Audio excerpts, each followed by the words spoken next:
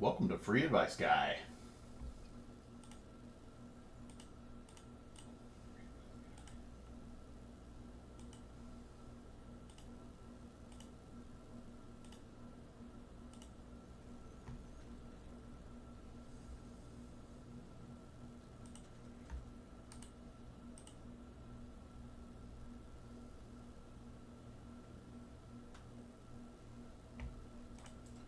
Alright, let's switch the camera up here.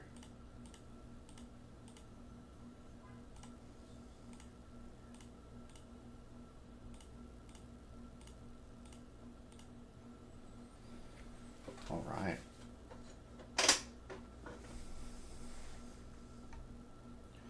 So it looks like the markets are starting off today pretty good.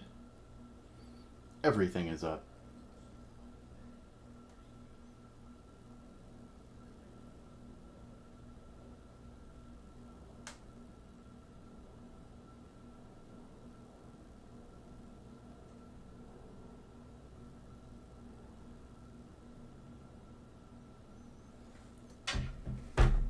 So we got the Dow Jones up almost 1.5, NASDAQ over 1, S&P over 1.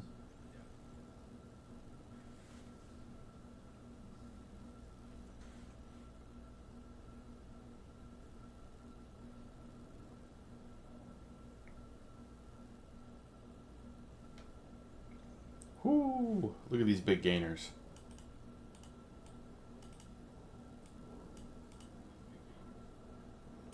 See your big decliners. Oof.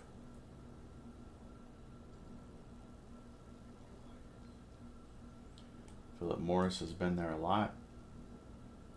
Royal Bank of Canada, huh?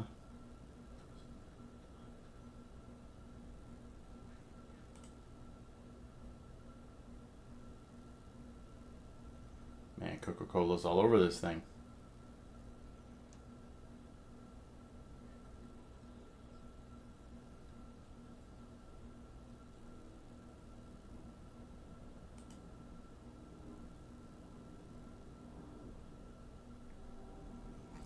Alright, let's see what the European markets did. Alright, they had a good day as well.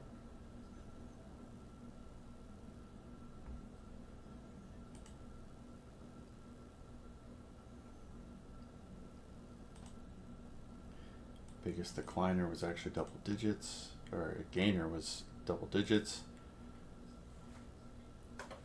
Biggest decliner was only 7%. Asia markets were down today.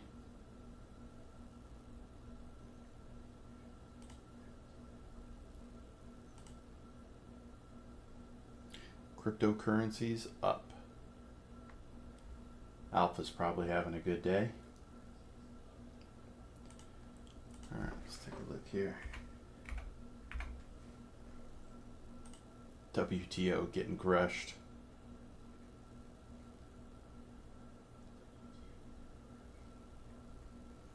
What was the other one they like?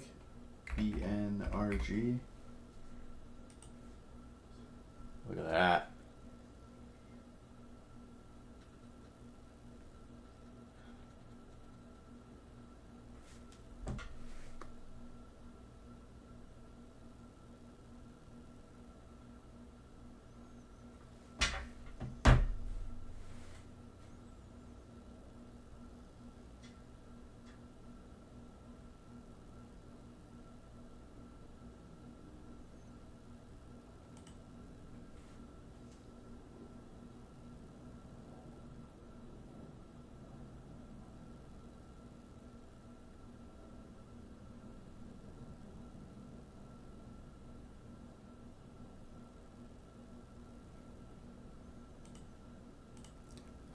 Let's see what Yahoo Finance is talking about.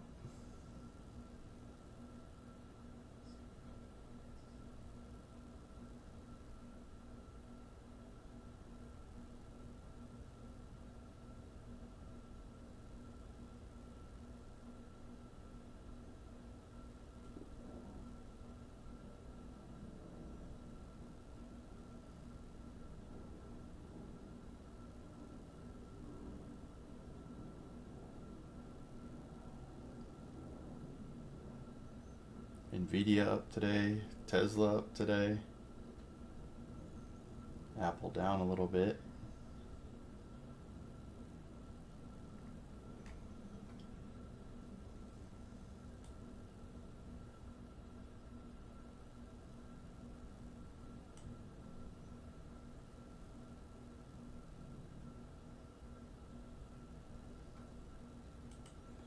Oh yeah, I need to change this.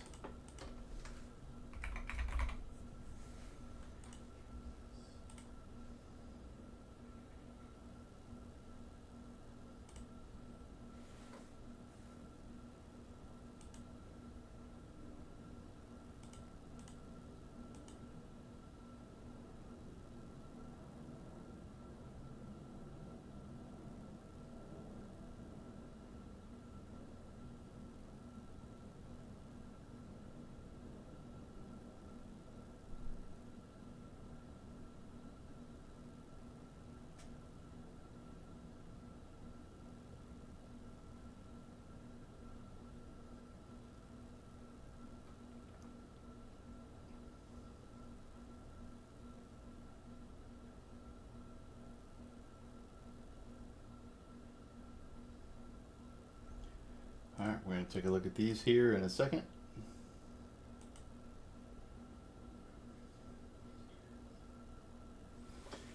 Give me one sec. I'm going to go get my water.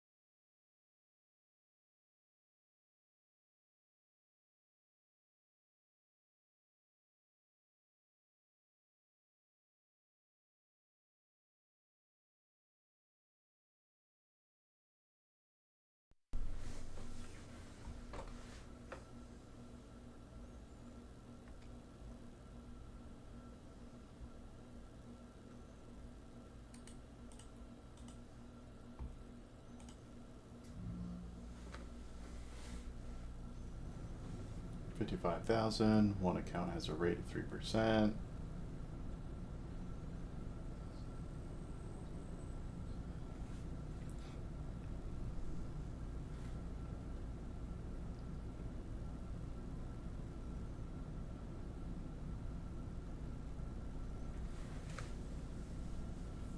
So this person has two old 401ks and they want to know if they should move it into a high yield savings account or into their new 401k. Their best bet may actually be doing a rollover IRA. If you take money from an old 401k and roll it over into an IRA, you may have more investment choices within the IRA than you do the 401k, and it just gives you more ease and control of doing trades or buying what you want inside of the new IRAs.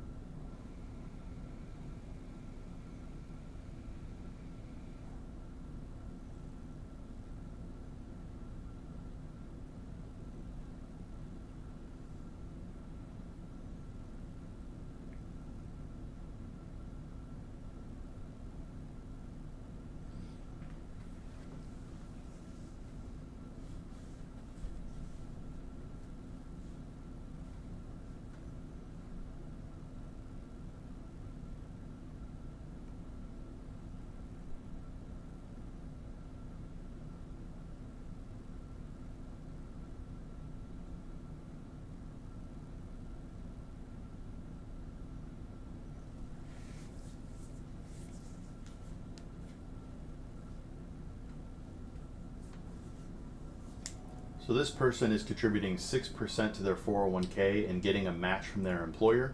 They want to know if they should stop doing their contributions and put it towards credit cards. I would not cancel the contributions to the 401k with the employer match at 6%. That's free money. Your take home pay of that 6% after it gets into your paycheck is actually more like 4.5%, not likely going to change your life dramatically. What I would actually do is look at these debts, figure out which one you're paying the most of real money towards every single month, and pay the minimum on all these balances and start attacking the one with the highest interest rate in dollars per month. That way you could pay that one down until it's gone or it's lower than these other credit cards, and then start putting that extra money towards the other credit card payments as you pay off this first one.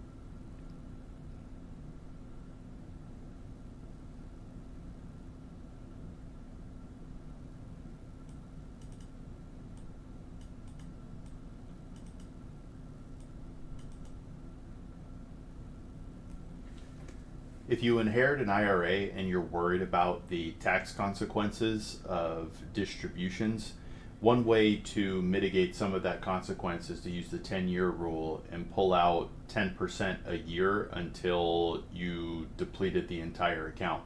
If you take the entire distribution immediately, you're going to be taxed on that entire amount in 1 year. So you have to think about how you want to be taxed when you take the distribution from the IRA, either through smaller amounts over a 10-year period, or just take one hit in 1 year and get all of the money out in the IRA.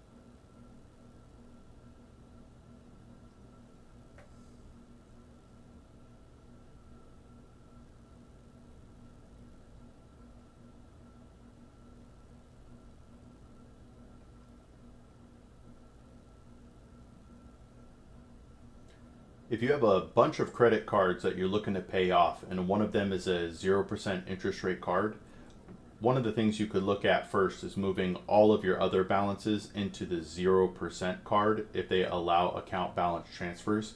And if they do, you take all the payments you are making towards those other accounts and put it towards the 0%. You just have to make sure it's paid off before that 0% time frame ends. Otherwise, they're going to charge you interest on the entire amount that you had on the card. Another thing you could look at doing is look at which credit card has the highest amount of interest going towards it every month in actual dollars, and pay away at that one as fast as possible. And then when you get that one down or completely paid off, you then start rolling those payments into your next credit card with the highest interest rate per month or per year that is owed to it.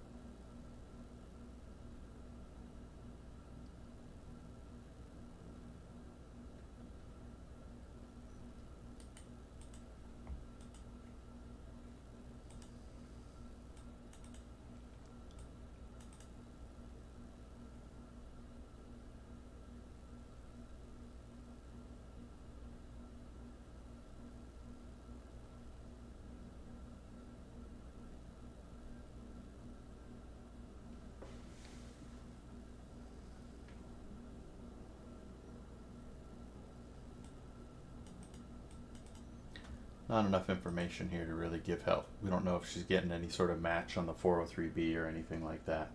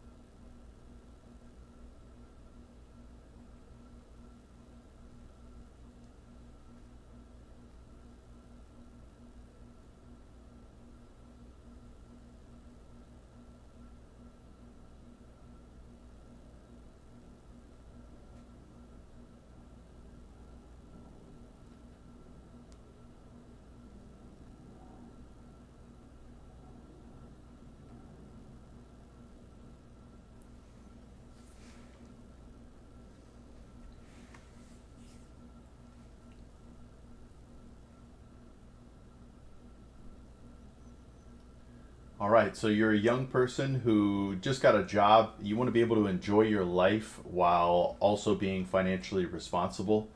The number one way to make sure this happens is to actually have a budget. You need to know where every dollar is going, how you're spending it. Are there any cuts you could make? Where could you move some money going to this into that?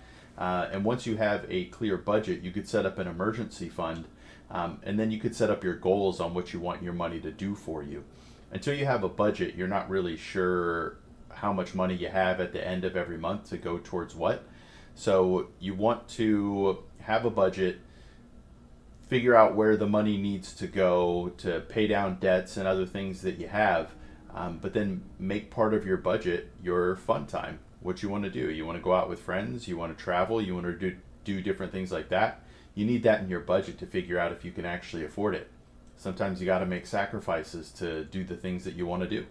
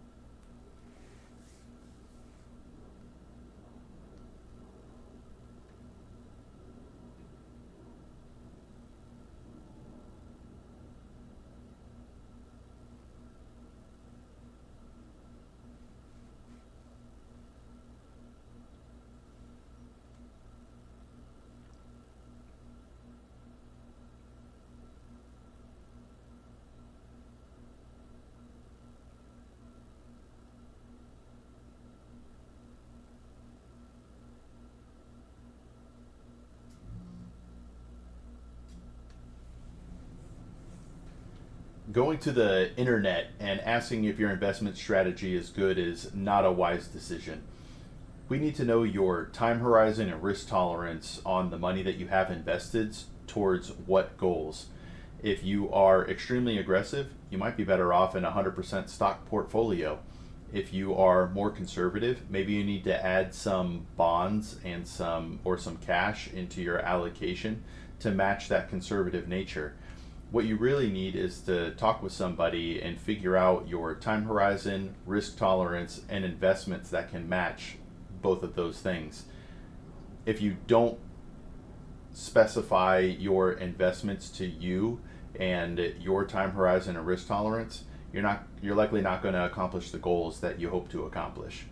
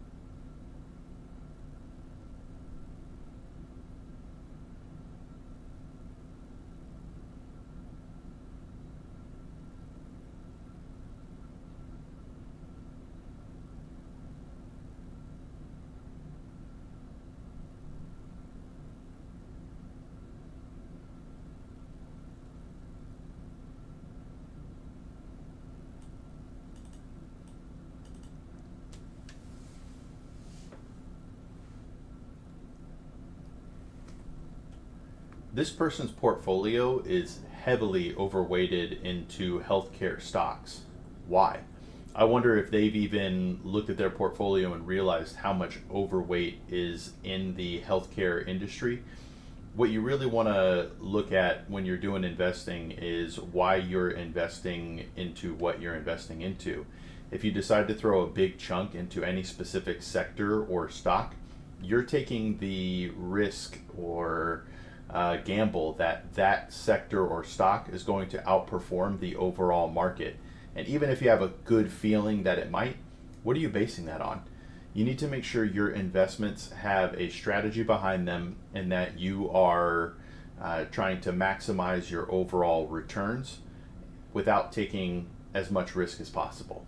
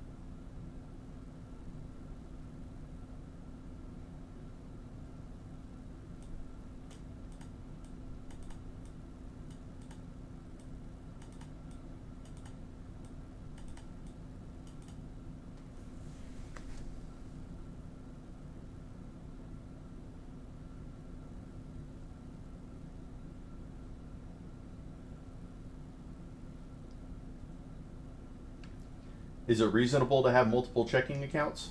Absolutely. It can add a little more complication to your financial picture, but if you know what each of those accounts is for, then it can help you with your peace of mind. I personally have a checking account where the bills come out of, one for emergency funds, one for vacation funds. So it all depends on what you're doing and what type of peace of mind it will give you.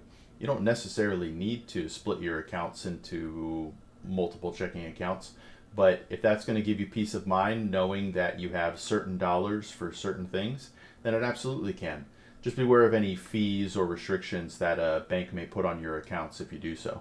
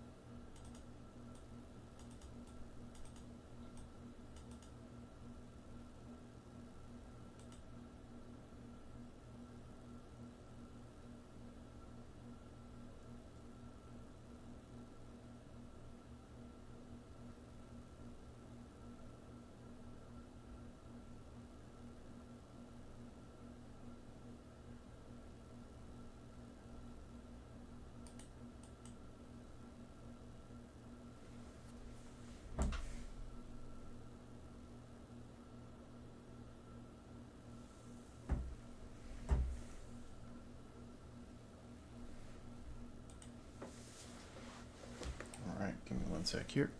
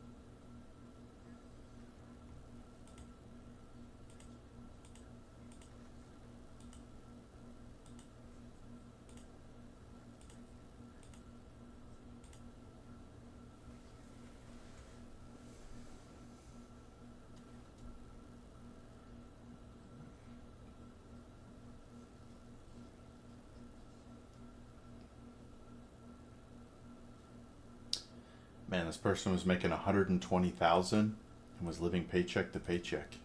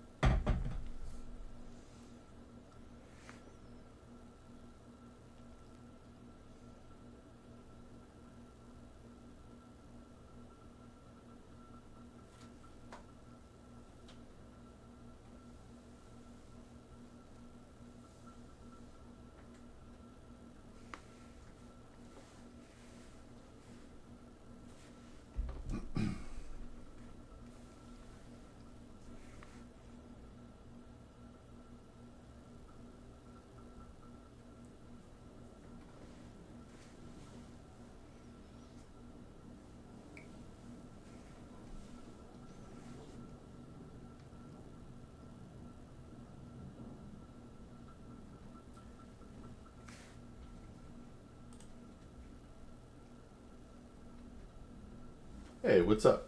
B. Reisky? Yeah, we could talk about that. What sort of questions you got?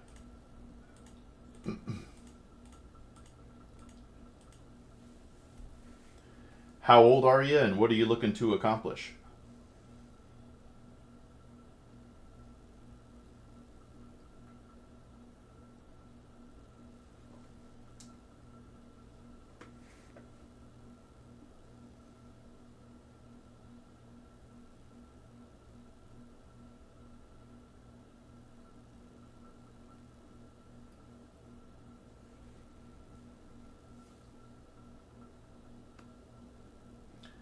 While you're typing out a little bit more there, to give you some background, I've been a certified financial planner professional since 2014. I have over 13 years of experience at Vanguard, and our mission here is to empower millions of everyday people by making financial wisdom and guidance accessible to all, fostering widespread financial literacy. We want to build a large collaborative group where financial advice is able to get out to the masses, and we work together to help each other reach our financial goals.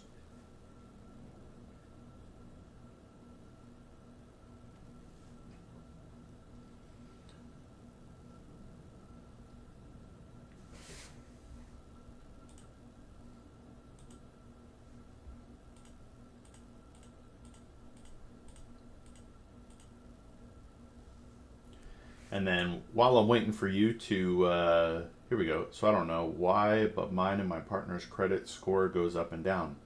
We pay everything on time. Our goal is to get a house in the new year. Our score isn't bad, but we'd like it to be higher for when the time comes. So there are a few things to consider when it comes to your credit score. You're doing one of the things that you need to, which is making sure you pay your credit card or any debts that you have, any bills that you have on time. If you're able to put more away towards debt, that could help your credit score also. The other thing you want to look at is your debt to income ratio. If you have too much debt compared to your income, that can have a negative effect on your credit score. So you want to show history that you're paying every single month, but that you don't actually have too much debt so that any potential lender looks at you as a risk because you have too much, if that makes sense. But credit history, on time payments, are you paying a little bit more than the minimum? Have you paid off debts? Things like that are things that future creditors will look at and see if you are credit worthy. And while I'm waiting for your response here, I'm going to talk about this a little bit. So, uh, if you're trying to make a lifestyle change and pay off debts, you're not going to maximize that unless you have a very clear and specific budget. You need to know where every single dollar is going. Within the free advice guy system on our Patreon, you get access to a budget and emergency fund spreadsheet. You need to understand where all of your dollars are going. Once you do that, you can effectively target different accounts, different debts, with how much money or how much savings you want to put into different accounts. That way you can pay off debts and make a lifestyle change with full understanding of your financial picture. So we recently bought a new vehicle. $40,000 total, and we make $160,000 a year together. We have a whiteboard of shame. We budget very well. So your $40,000 vehicle, I'm not sure how much you put down, but are your payments in like the $700 to $800 a month range? Here, this is. So this is one of the things that we pay $400 a month. It's actually not a bad car payment in today's world, but like Yahoo Finance, I can post a link here. Will give you a calculator for what you are looking at. But this debt to income ratio for a home is what they're looking at. How much money do you make and how much debt do you have every month in comparison to that income? The recommended is 36%, and this is what they're going to say for just your home. They want your home to be 36% of your take-home income. I highly recommend you go below what they recommend for you. They're going to give you an amount that they say you can afford per month, a loan with a payment that you can afford every month. Go below that. Don't max that out. Your income will likely go up over time, but one of the biggest stressors in somebody's life is their monthly expenses. If you lose your job, that can be stressful. So you want to make sure you have an emergency fund, but if you can get this down, it makes a big difference. So at 36%, these are just basic or pre-plugged in numbers here. But wait, you said you make $160,000 a year. There we go. Let's just assume your down payment here is, or your debts, credit cards, and loans are, I don't know, $1,500 a month. So let's get down payment.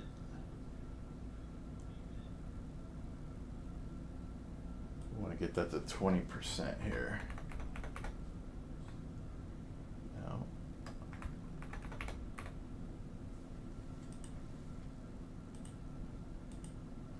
That's weird. Why won't this update in here?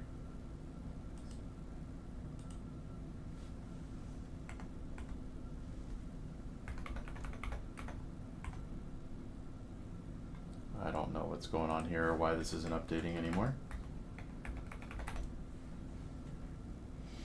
But either way, look at what it will tell you your monthly principal and interest is. We don't have any credit debt? Well, that's still something. So let's throw 400 in there for that. Okay, I don't know why this is 400. Let's do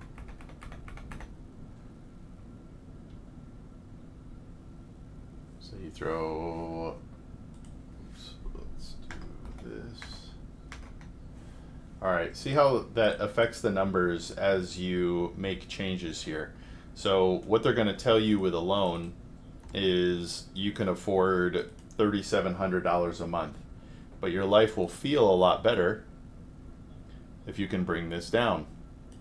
You go to 30% debt to income ratio on your mortgage. Now you're under 3,000 as opposed to 3,700. So in the short term, keep making payments on your credit cards or any debt that you have.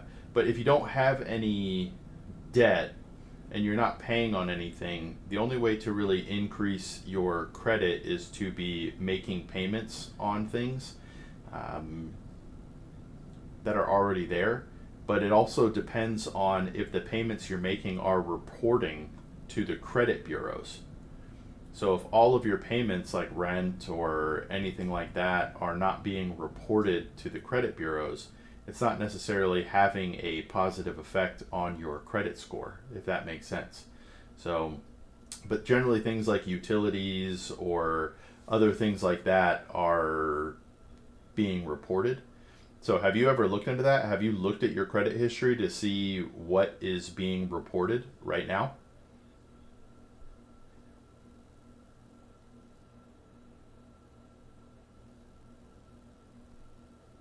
Okay, I would take a look. You can do, nor has she. Do you know what your credit scores are?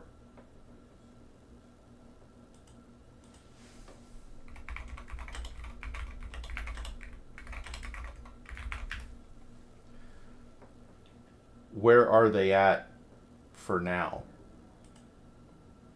Whoops.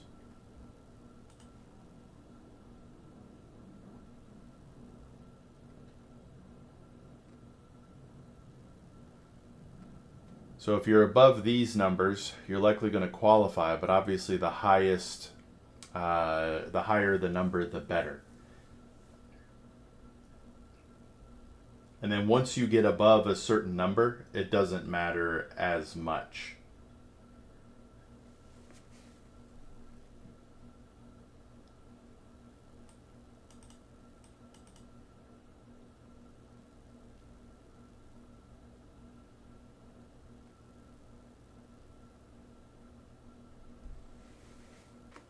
$742, Mosaic 33. You can always request the reasons. Like if you take when you took out the loan on that car, that would have dropped your credit rating. It's sort of messed up, but when you take credit out or get your credit run, it can lower your rating. But especially when you take on new debt, yeah, it takes it out, and then you got to build it back up by making payments.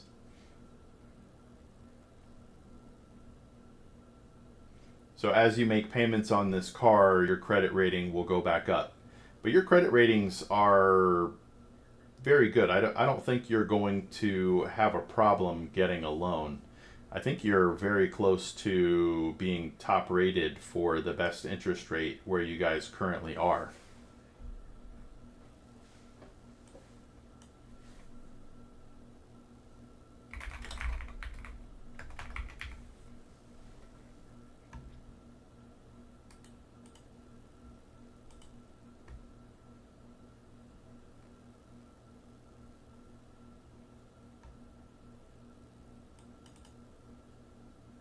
These are all the minimum scores. I want to know the best ratings.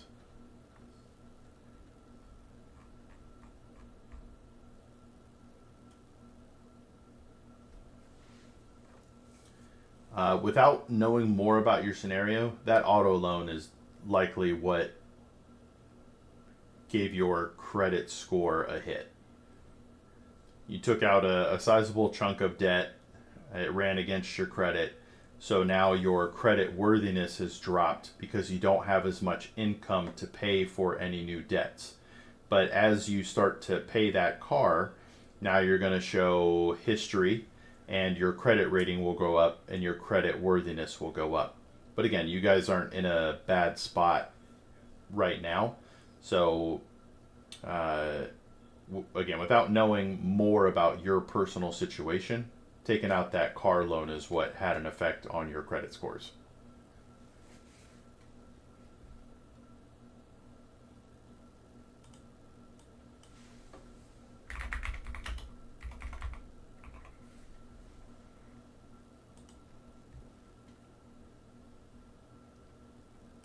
Yeah, like the highest is 850, you're in the 800s.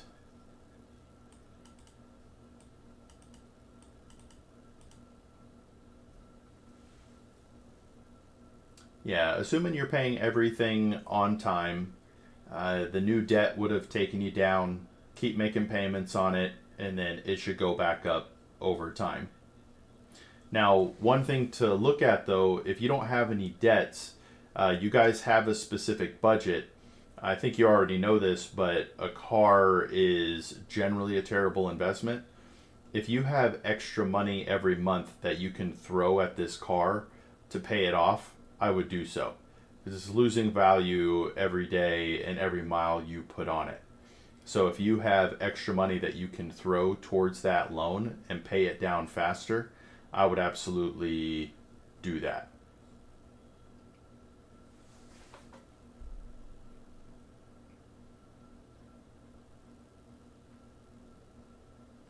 I like it. Yeah, so it looks like I think you said your fiance is in the good, approaching excellent, and you're in the excellent. You guys are likely going to get a great score with your combined credit histories.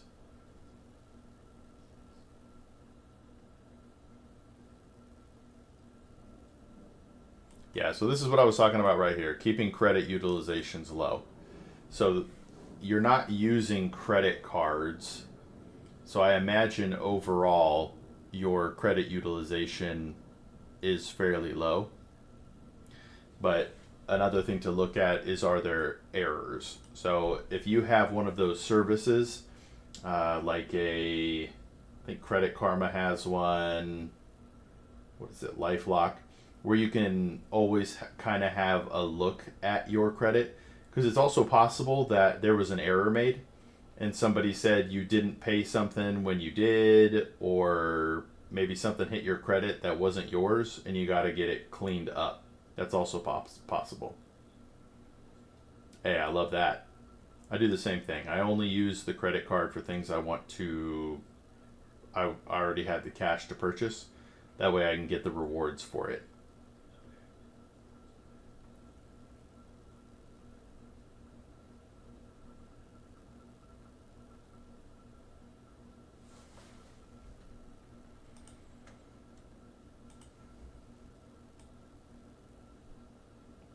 But before you leave today, just remember this. They're going to tell you you can afford, whatever they're going to tell you you can afford with a debt to income ratio of 36%. Try and get that down. Yeah. Yeah, it's most likely the new loan. Hey, what's up, Brad? Life is going good, Brad. Life is going good. If you don't mind me asking, Reisky, how'd you find me? Did you find me in stocks, or did you do a random search on Twitch? Hey, thanks for the follow. I appreciate it.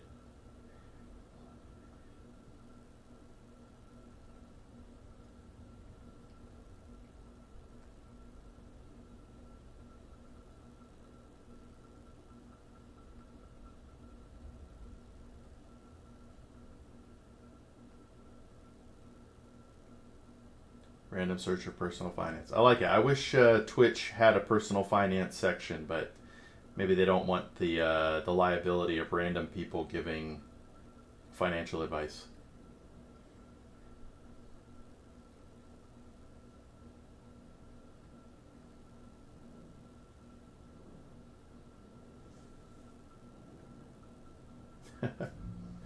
Appreciate you coming through, Reisky. Anytime you got any questions, let me know. And if any of your friends need help, send them my way.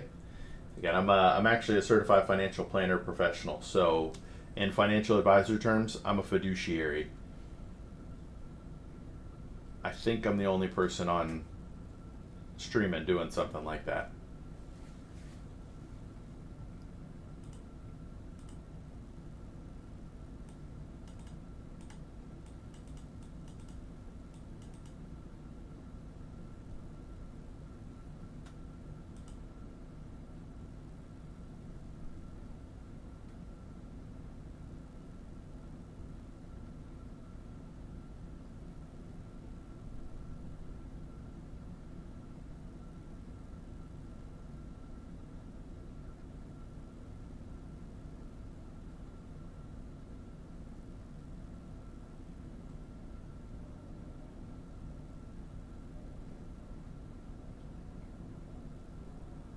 Yes, sir. Have a good one.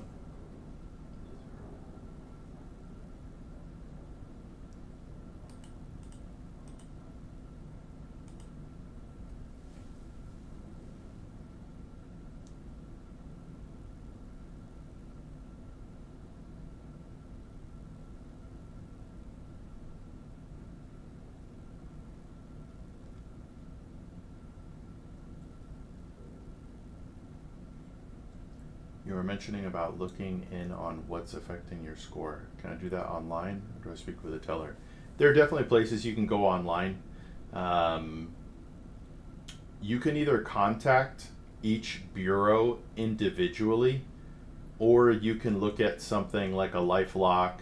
I'm not too familiar with Credit Karma, but there are services online that can tell you what's on your credit report. Um, so I know Credit Karma is going to be the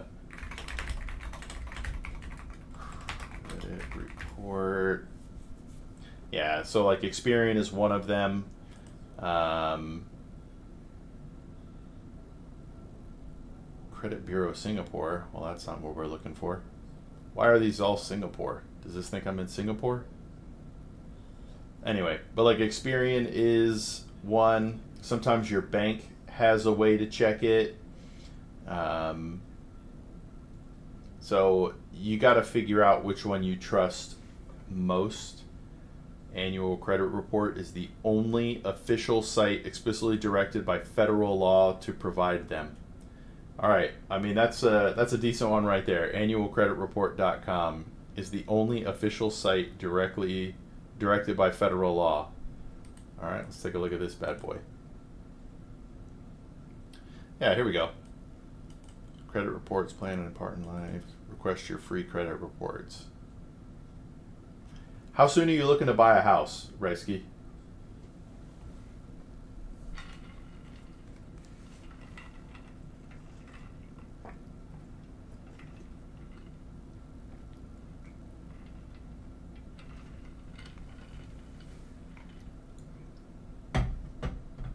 April of next year. So you got about 7 months. Should be fine.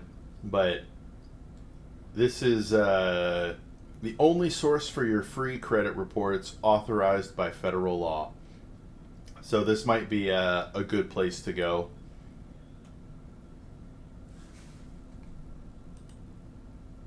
Fill out a form.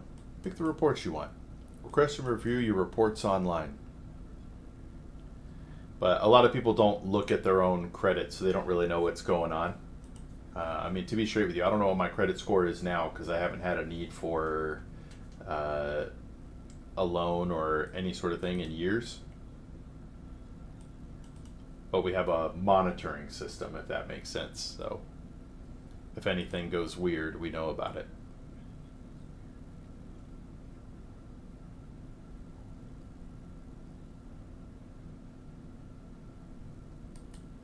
Consumerfinance.gov. Hey, look, so even from consumerfinance.gov, they recommend annualcreditreport.com.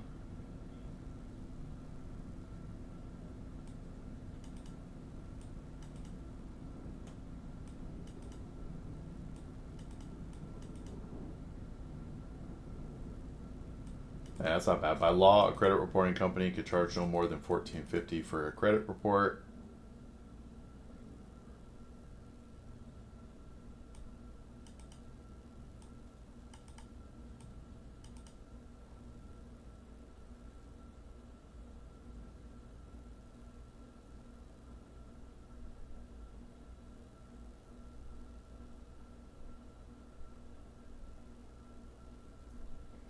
So, I don't know. Annualcreditreport.com looks pretty promising.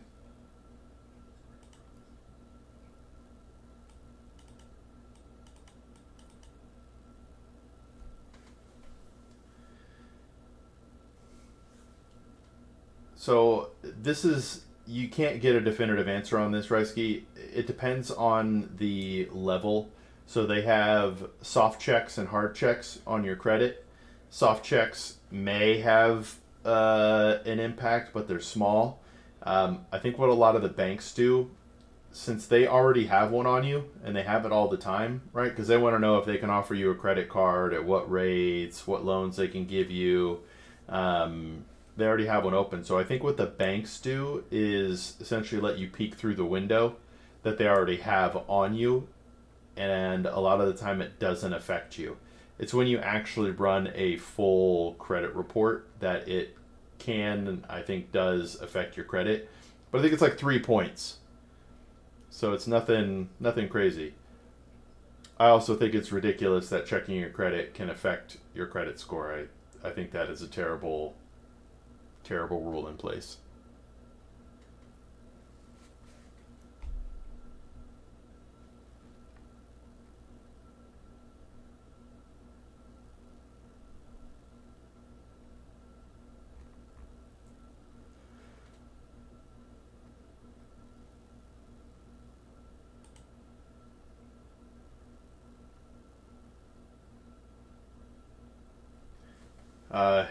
So you'll see open lines of credit generally, depending on the time frame. Closed out credit.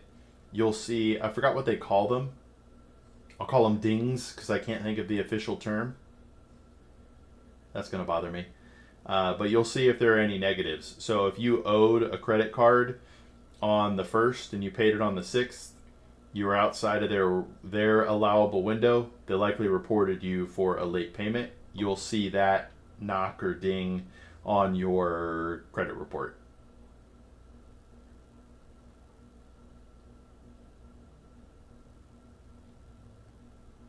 You also see the good stuff as well. It's literally just the history. What your open uh, lines of credit, your closed ones.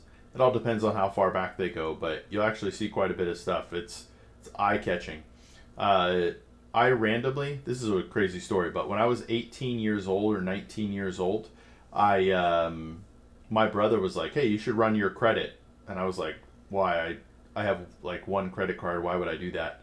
Um, and I did it anyway, and I found out that somebody actually took out a credit card on me when I was like 12 years old.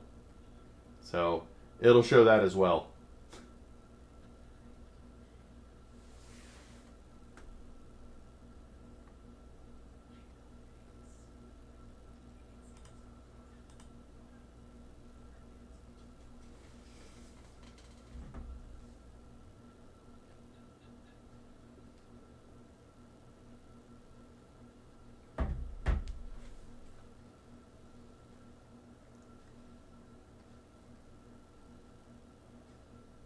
All right, all right.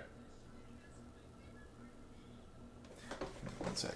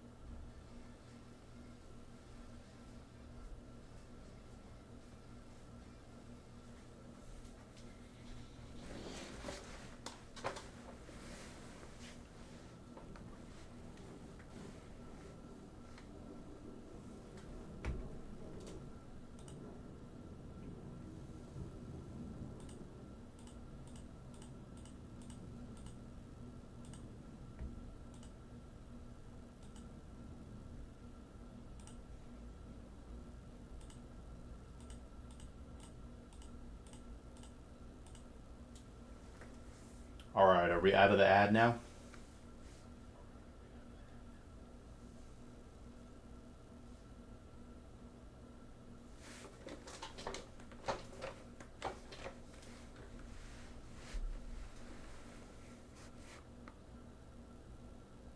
All right. So I checked my credit when I was like 18 or 19 years old. I think I just turned 18.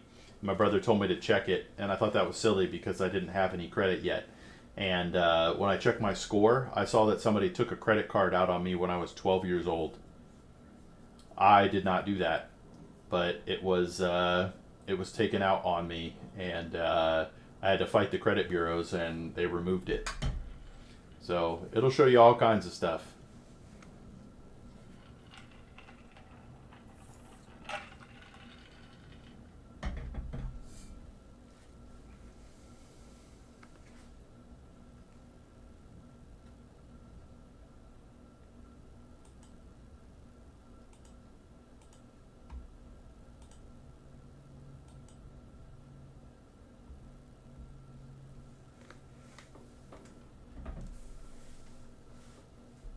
That sort of stuff happens, man. It's kind of freaky. Now that I have kids, you got to get them on monitoring as well to make sure nothing weird is happening with them.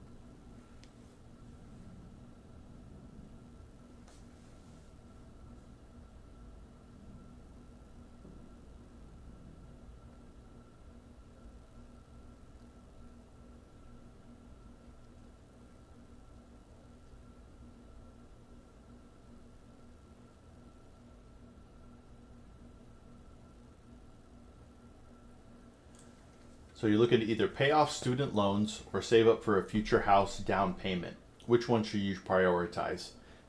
The first thing you need to do is set up a budget. It's possible that you can do both at the same time.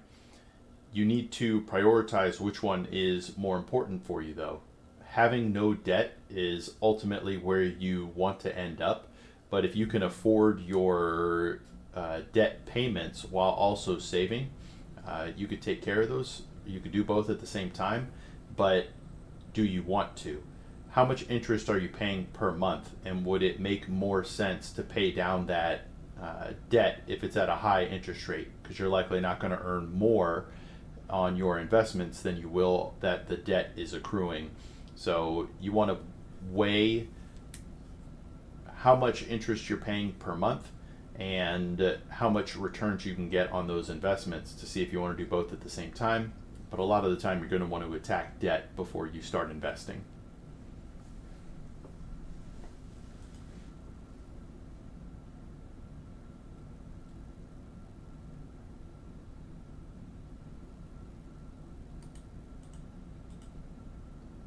Ooh, this is too long.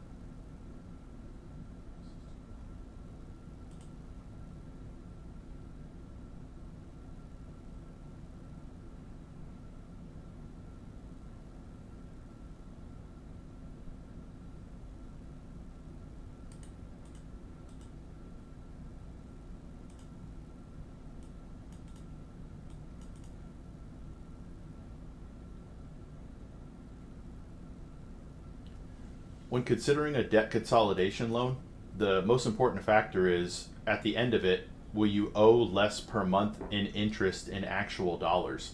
That's the most important part.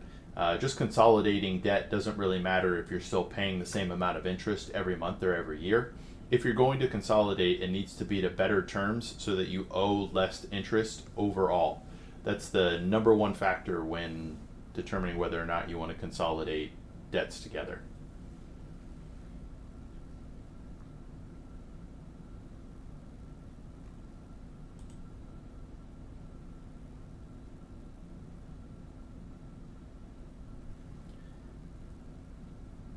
And Reisky, I don't know if you're still here or whatever, but it sounds like you got a good head start on your finances. But these are my 5 steps to financial success here.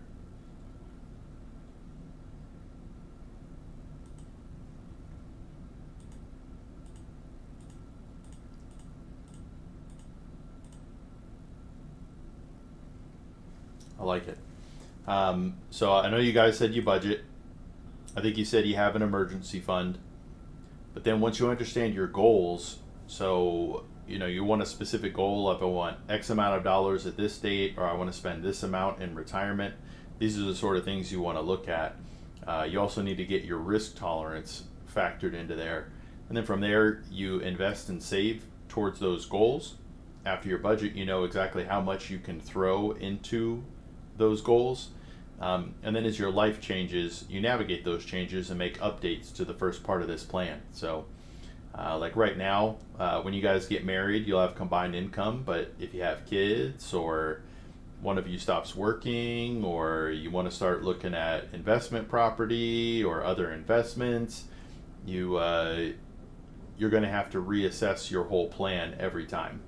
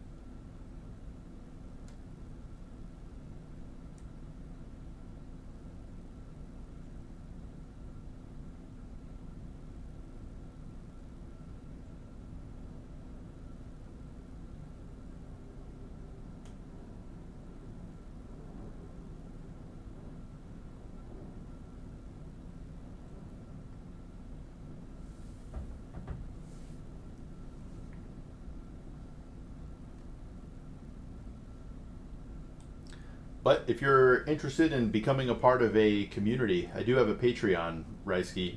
We just launched August 1st, so we're new to this space. But if you want to become part of a community, our first tier starts at $10. So you get the budget spreadsheet included, and we do live Q&As at least every 6 months, or depending on your tier, it could be every month. But currently, we're saving pretty much everything towards the down payment. We have a little in emergency funds, but most of it is towards the house. Should we calm down a little and disperse the money in a smarter way? So, for me, looking at emergency funds, there are multiple schools of thought when it comes to an emergency fund. Some people will say you just need whatever your highest deductible is, but I don't like that at all. I'm more conservative on this. I like having 12 months of emergency fund. I think that's the safest place to be. No one ever thinks they're going to be unemployed for 12 months, and that's not the only emergency that comes up, but I like to point people back to COVID and how many people were out of a job for a long time. But, let's just say, I'm going to make this easy. Let's say your total bills are $4,200 a month for basic living expenses. This will tell you that for 3 months you need to have $12,600. For 6 months, $25,200, and so on and so forth. So you know how much of an emergency fund you need to have set aside. And that's just for your basic living expenses. If you want to still dine out,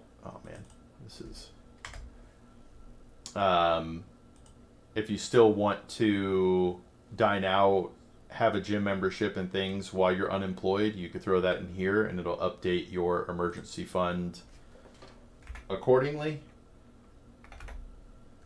But either way, having an emergency fund will make your entire life more peaceful. So if you have a truly set budget and you understand how much you're spending every month, you know what type of emergency fund you have a lot of peace of mind, and you know exactly how much money you could be throwing towards other goals. Some people do live dangerously and their emergency funds are less, and it never hurts them. But whenever an emergency actually happens, whether you lose your job or, any type of emergency that comes up, the peace of mind of having this sitting there will make that time feel so much better.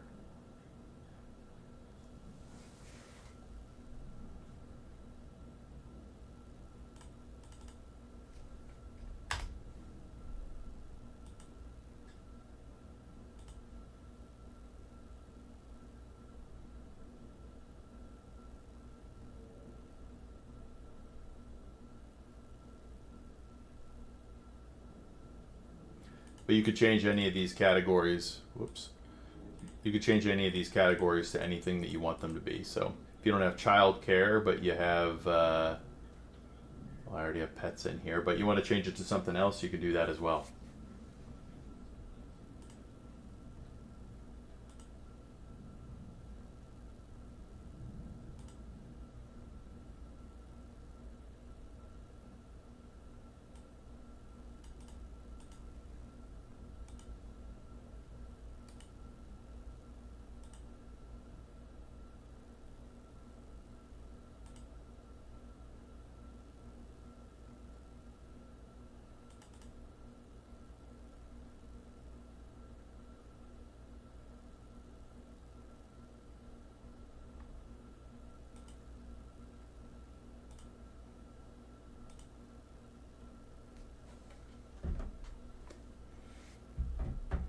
Should we do the 20% down or settle for less? The 20% is our goal right now.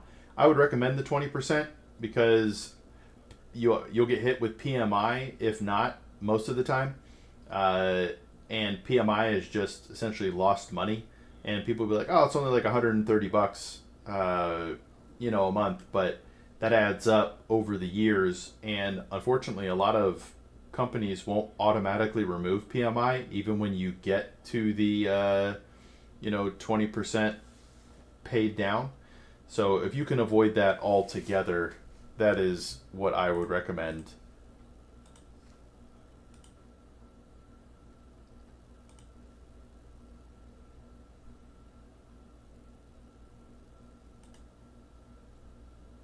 Like even if it's $100 a month, that's $1,200 a year.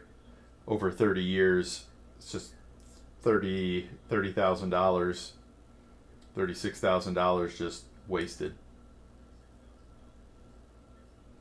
Now you can, what some companies will do, like I did this with my mortgage initially. I took it out back in 2012, but they allowed me to pay down and get rid of my PMI. Some mortgages will let you do that as well. One of the biggest factors you really need to look into is affordability.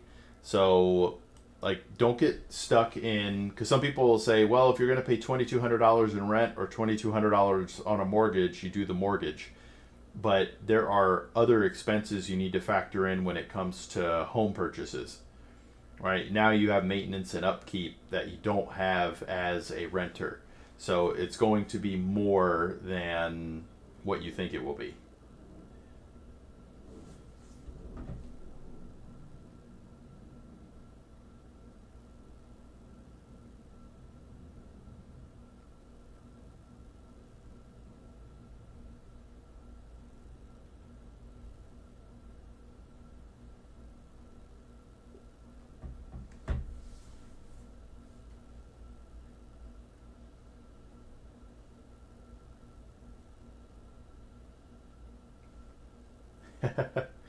I feel that, Reisky.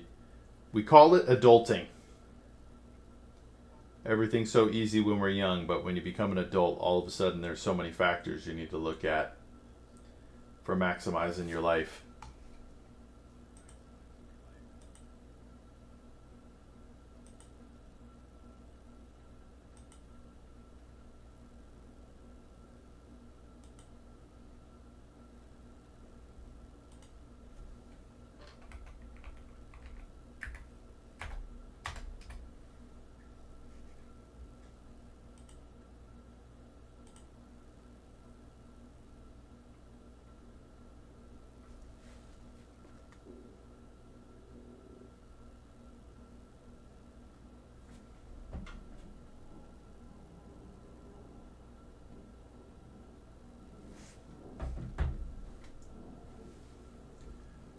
All right, let's keep combing through these.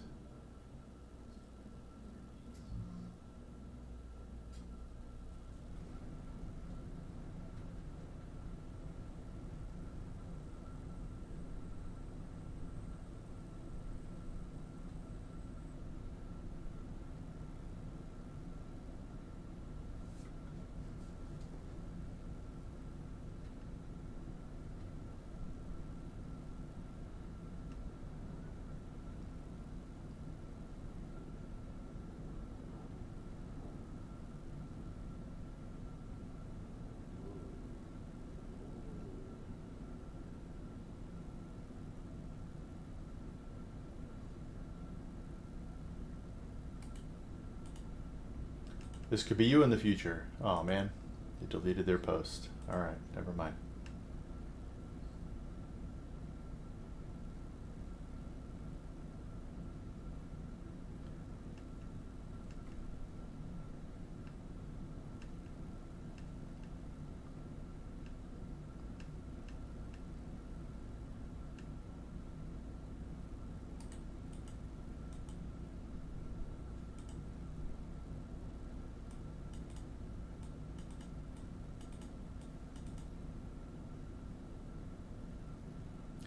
Hey, will this house be your first house, Reisky?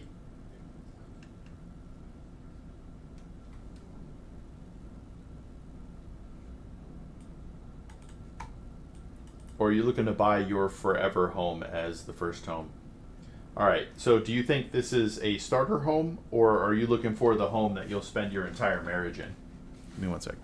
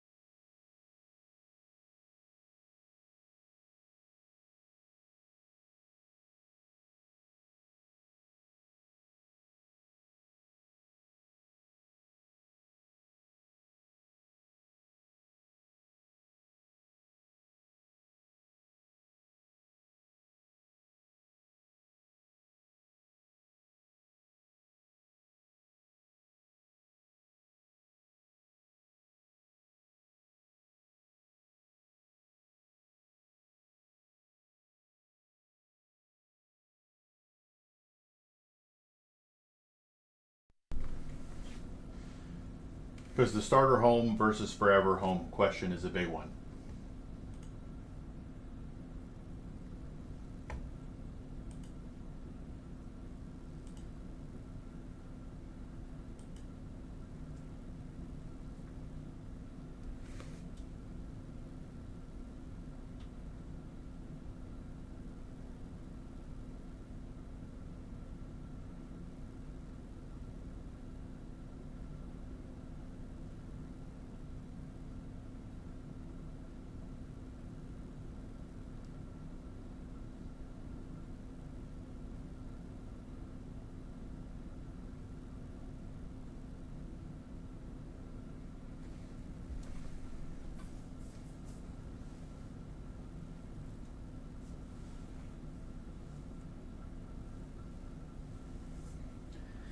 Okay, so I'm glad you said that because for a forever home, one of the risks you would and maybe should consider is actually staying at a higher payment. You have to assume your income is going to go up over time, which it generally does. It might not, and that is really the risk you run into here. But buying a home that stretches you a little bit now, that your income will increase and it becomes easier to pay over time, may be worthwhile for you. That way you don't have to restart. You already have the home, right? So instead of just getting a 3 bedroom with where you sleep, an office, and a spare bedroom, you go for the 4 bedroom home so that you can have rooms ready for kids in the future and not have to move. So think about how many kids you want to have, the type of living situation you want them to have. Do you want your kids to share rooms? Do you want them to each have their own room? And then look at this. Again, if you can, get this lower. But if you're thinking that it's your forever home and not a starter home, then you may want to look at pushing yourself a little bit on that.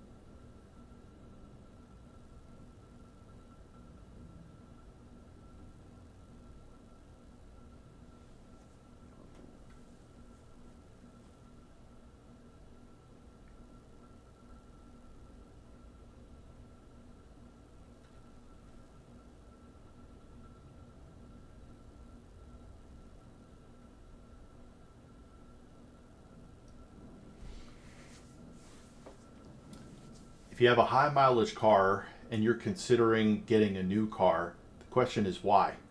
If your car is in working condition and it's paid off and it's not causing you problems, financially, the best bet is to ride that car until it dies or is starting to cost you more every month than a new car. Cars are one of the worst investments you can possibly make.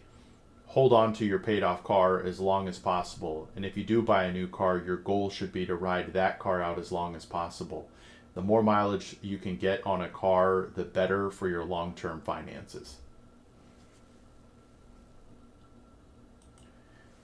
And just so you know, Reisky,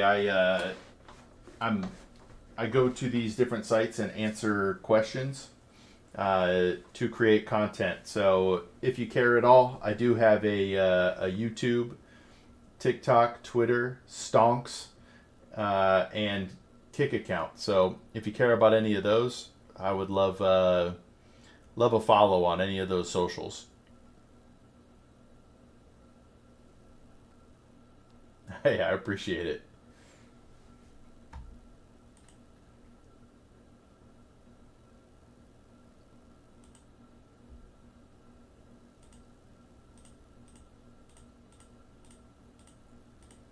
But I have a bunch of little tidbits on here.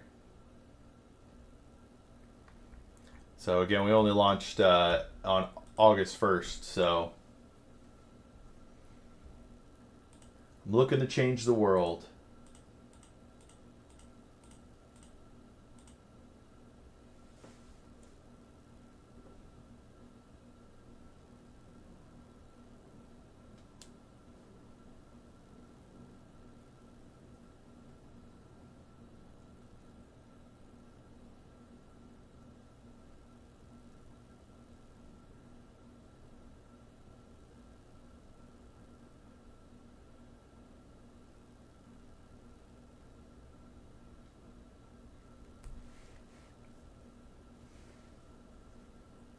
Yo, what's up, K-Day? Yeah, let's take a look. S&P up over 1%. Let's go. What'd you buy today, K-Day?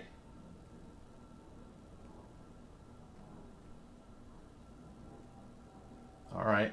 Is SPY you the leveraged one? You savage?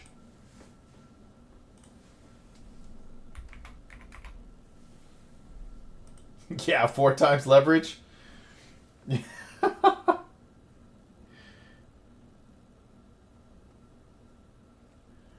What type of account did you buy this in, K-Day?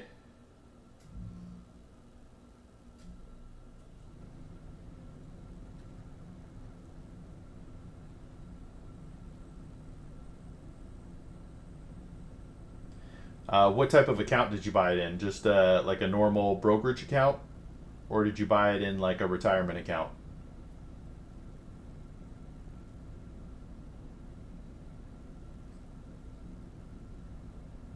Normal? All right. So if you sell it too soon, you're going to own short-term capital gains. So just be wary of that. I need to change something real quick.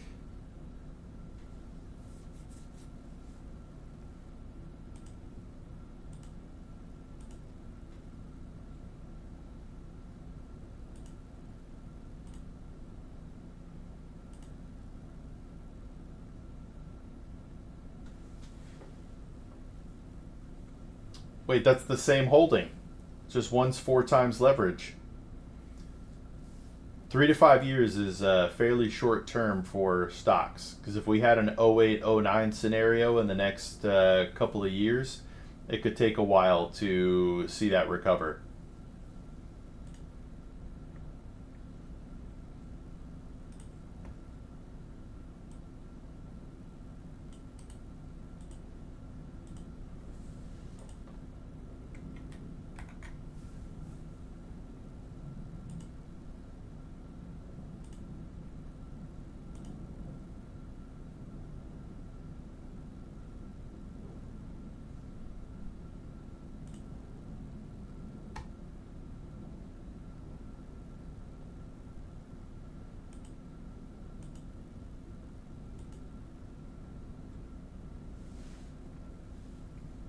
3 to 5 years feels like ages.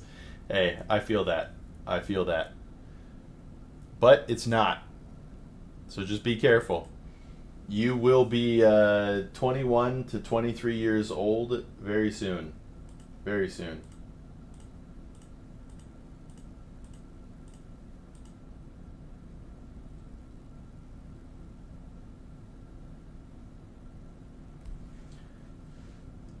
The older you get, the faster life feels, K Day. Like, it's kind of shocking that I'm going to have a 5 year old soon. Feels like they were just born yesterday.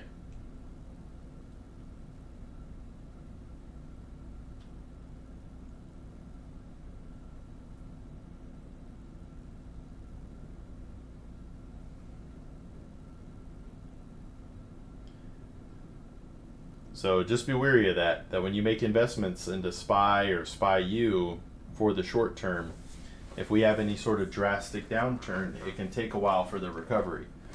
Sometimes they're quick, but it can take a while. So just be mindful.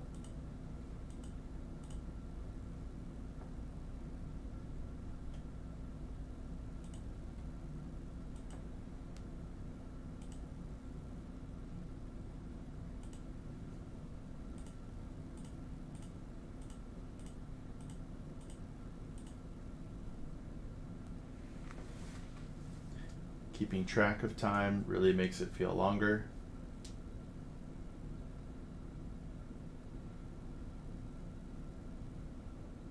Apple got something live soon.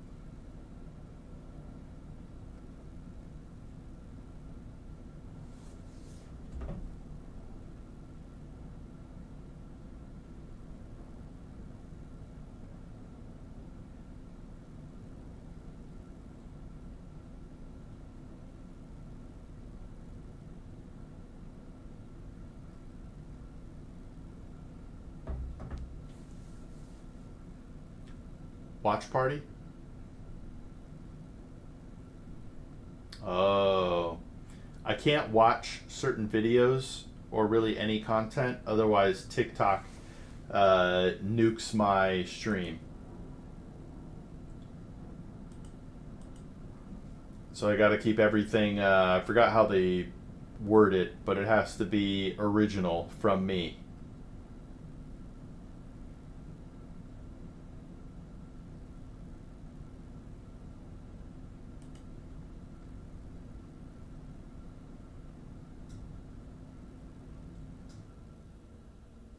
One p.m. Eastern.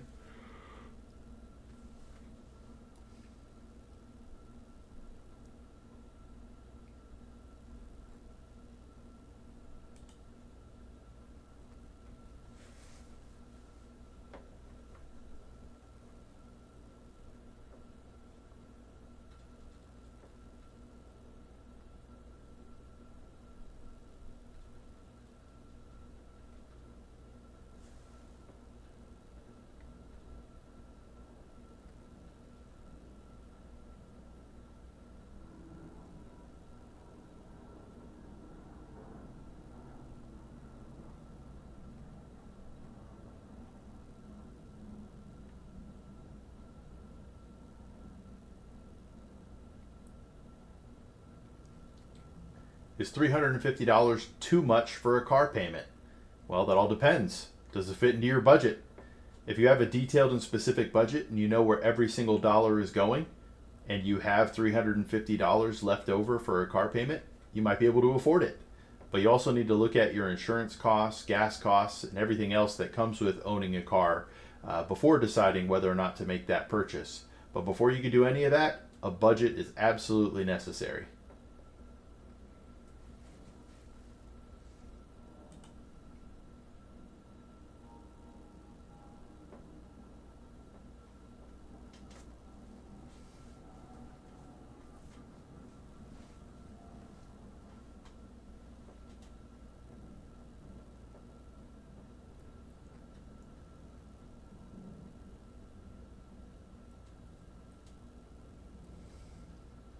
Yikes.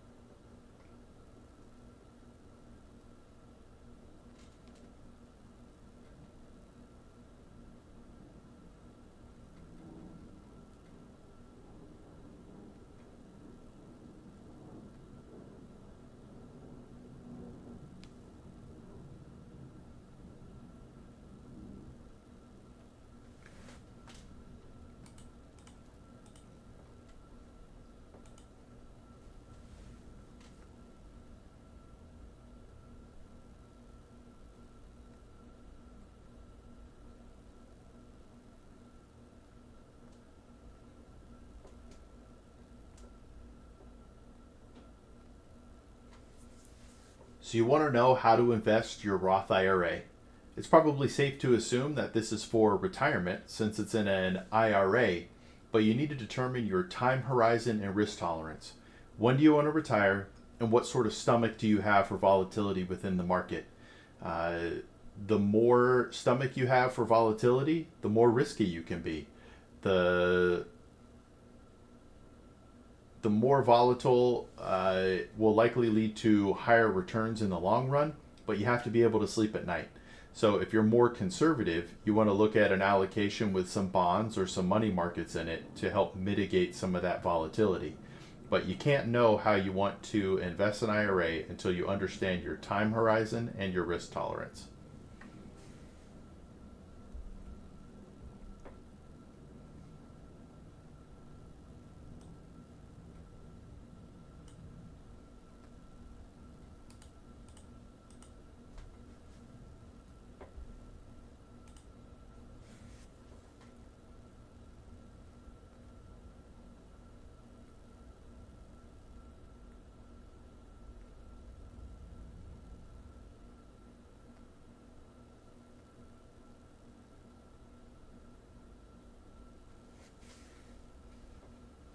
Not enough info here to help out.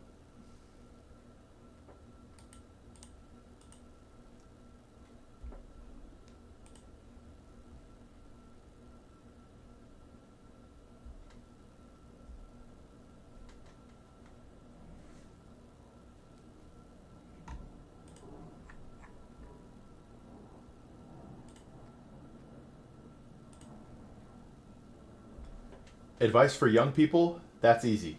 But this advice goes for everybody. You have 5 steps to financial success. Budget, a detailed, itemized budget of every dollar that you have and where it's going. An emergency fund that covers your expenses for a set period of time. I think 12 months of basic living expenses is good.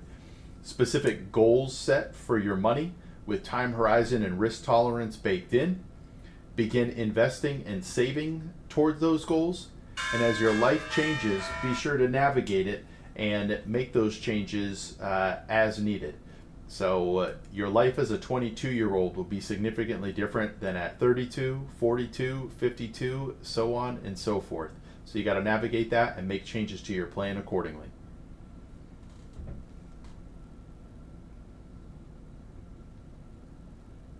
Why did an alarm at 10:51 go off? That is so weird. That's messed up, K-Day. I'm free guy. I can't even say my own name, bro. That is cold-blooded. Cold-blooded. But I'll give that to you for 5 minutes.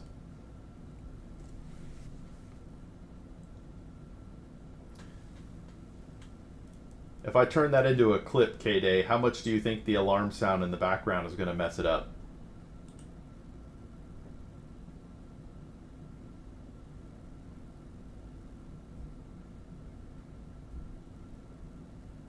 It was quite significant? Well, alright. I will re-record that here after this 5-minute ban is up. Alright, I'll do it again.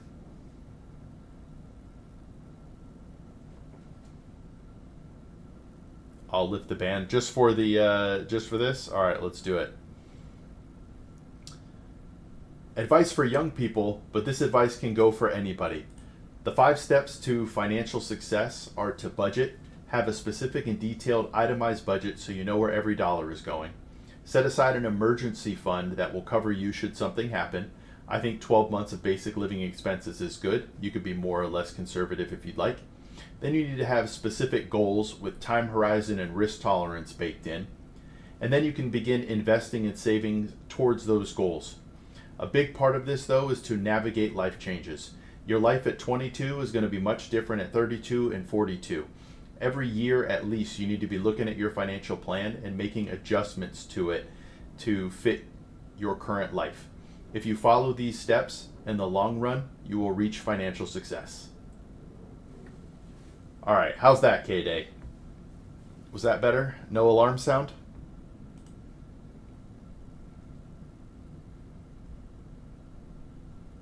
Can't be saying all this when the 16 is getting released. Listen, if someone has a budget or had a budget for it, then they're okay, you know? Then it's not a concern.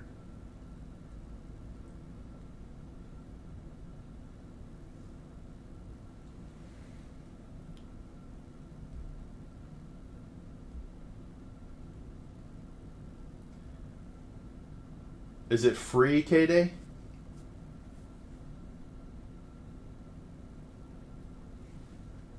Why can't you bring yourself to update it? And why is it complicated? Well, that's weird. It says I'm connecting to chat. It's tiring every time. Well, you could look at just updating at month end to understand, but you would have to keep track daily of what you're spending. But you can always look back on your credit card and see what you're spending money on. You could also join the Patreon and get this beautiful spreadsheet sent to you, and then we can discuss it on stream. Just something to consider. Just something to consider. All right.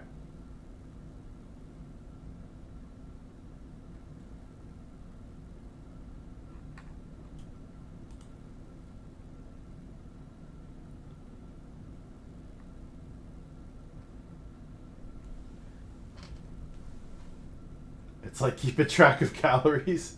The apps are complicated, but they're good if you put a lot of effort into tracking. You can.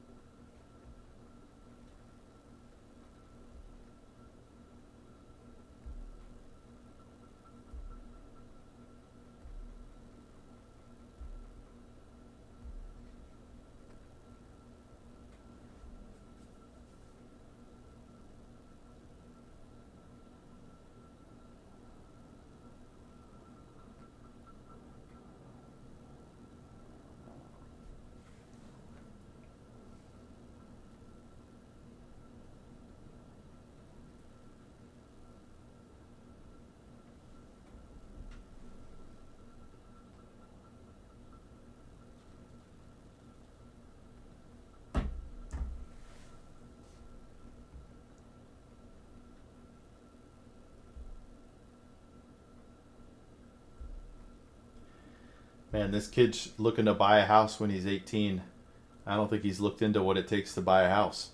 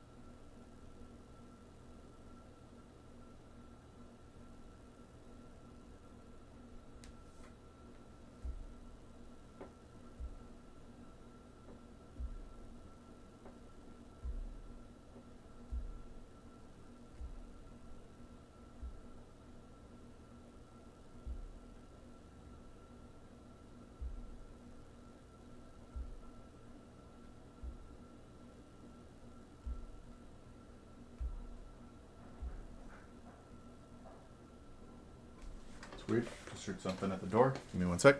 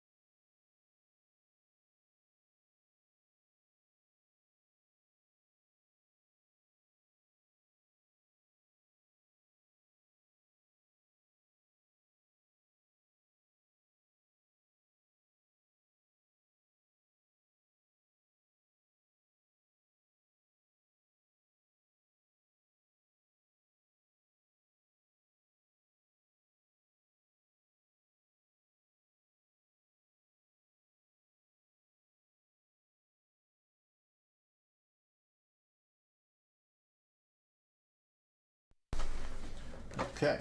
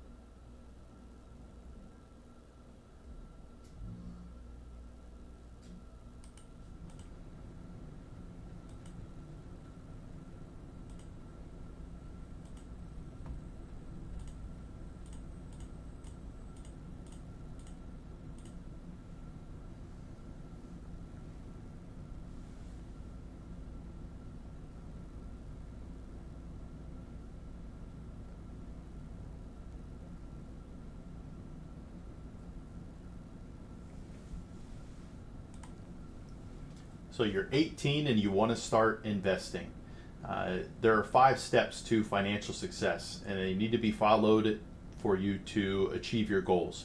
Number 1, you need to budget. You need to understand where your money is going and how much you actually have to invest. Number 2, you need to build up an emergency fund. I like 12 months of basic living expenses, but you could be more or less conservative if you want to. Number 3 is you need to actually have a goal for this money. What do you want it to do, and what is it for? Is it for retirement? Is it to buy a car, or is it for a house? What is the money for? From there, you can begin investing in savings towards these goals. And then as your life changes, you need to navigate those changes. You're going to need to make changes to your financial plan as you move along in life.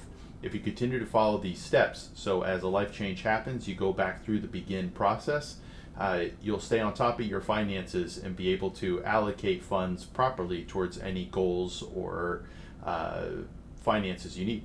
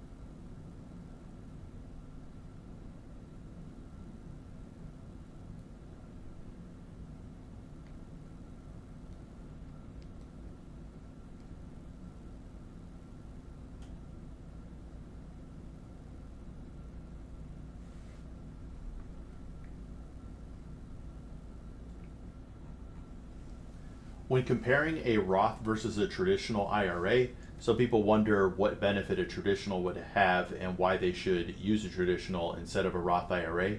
One of the main benefits, if you qualify, is a deductible contribution. Assuming you're under certain income limits, you can contribute to a traditional IRA. Now let me start that over here. Um, when comparing a Roth to a traditional IRA, some people want to know why you would ever use a traditional IRA as opposed to a Roth and what benefit you could have. The answer to that is a deductible contribution to your traditional IRA.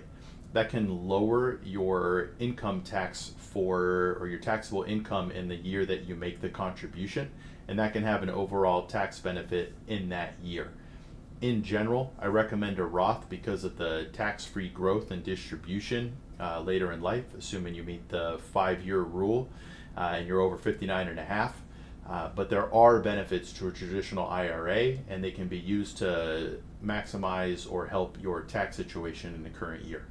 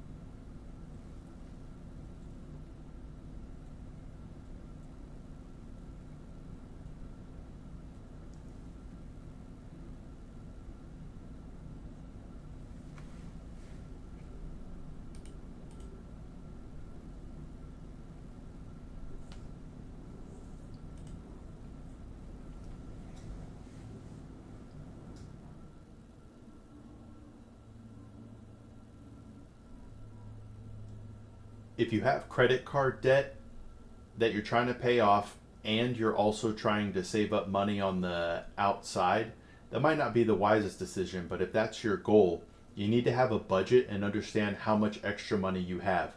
So if saving is a part of that budget, but you have extra dollars left over, take those extra dollars and pay down the debt as aggressively as you can. It might be wise to just take all of the money that you'd be putting into saving and pay off the credit card, then you have more money for savings. But if you're trying to do both, pay off the credit card and the savings, you need to understand through a budget how much money you have every month to put towards both of those.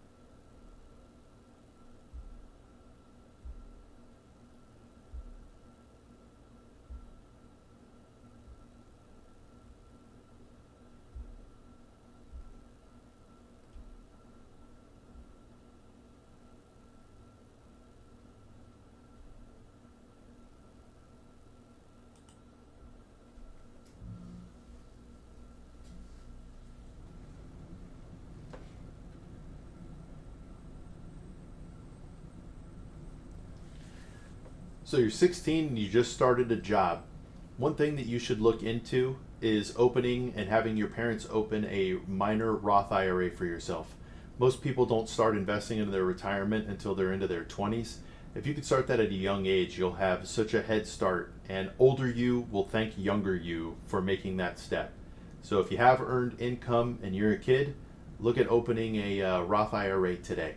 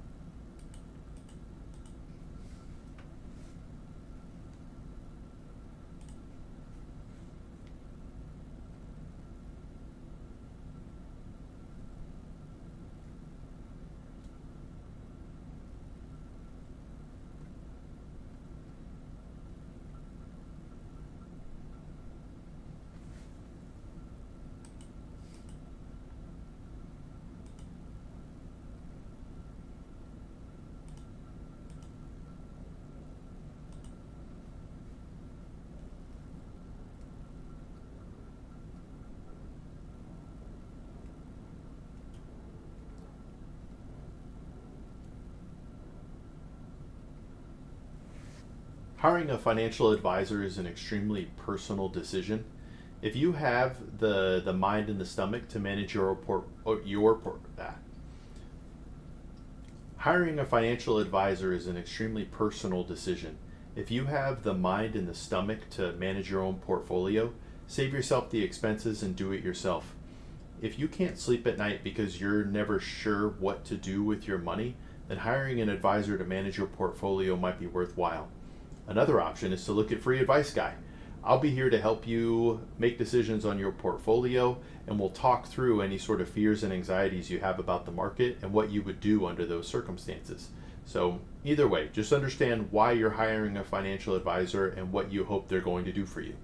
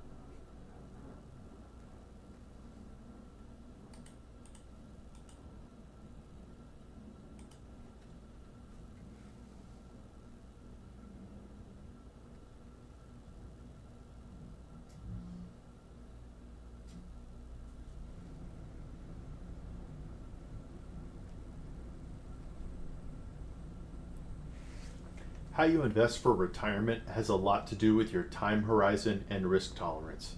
If you have a shorter time horizon, maybe you have more bonds and cash in your portfolio than you would otherwise. Or if you have a more conservative risk tolerance, you might have more bonds and cash in your asset allocation than you would otherwise. But either way, you could be anywhere between 100% stock to 0% stock in your investments. It all just depends on your risk tolerance and your stomach for market volatility.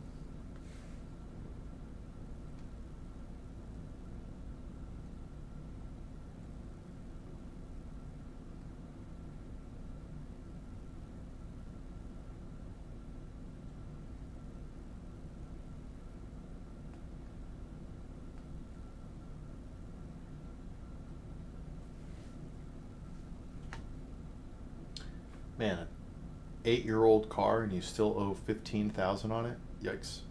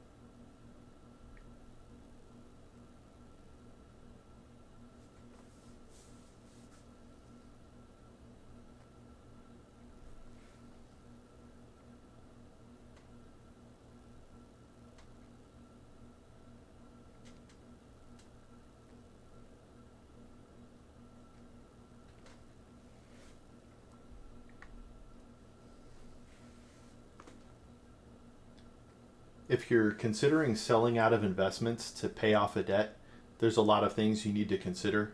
One of them being the taxes you're going to pay by cashing out of investments. Hopefully, you get a long term capital gains rate on those investments. But if you're pulling out of retirement accounts, you're going to have to pay, assuming pre tax retirement accounts, you're going to have to pay ordinary income tax on that. The other thing that's not really considered is the long term growth. So if you're pulling out 15,000 right now to pay off a debt, if you compound that over the next 30 years, I mean, you're talking thousands of dollars, significantly more than the 14,500 you pulled out to pay off this debt. Another thing to consider doing is actually having a specific budget, figuring out where any extra dollars you have are, and throw it towards the debt. Pulling money out of retirement is not generally a good idea to pay off debt.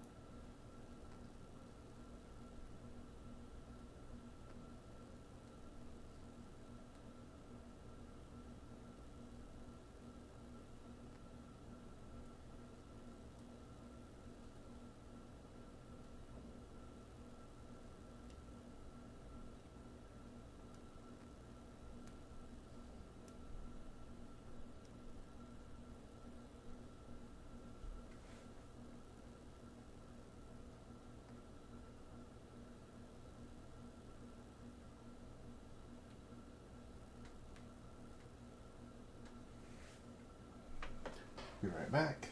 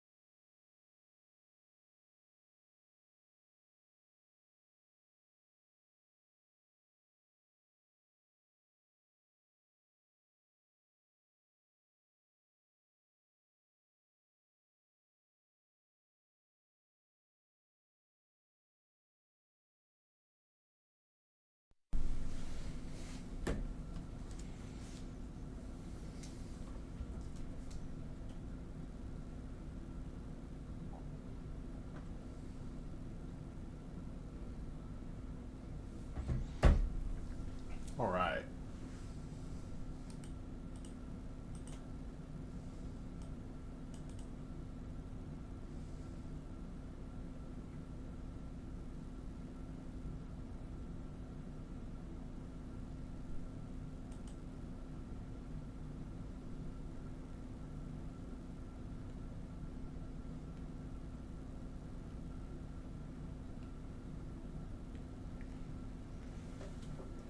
When it comes to deciding between doing a traditional 401k contribution or a Roth IRA contribution, the benefits to a Roth are the obviously the tax-free growth and then the tax-free withdrawals when you are in retirement.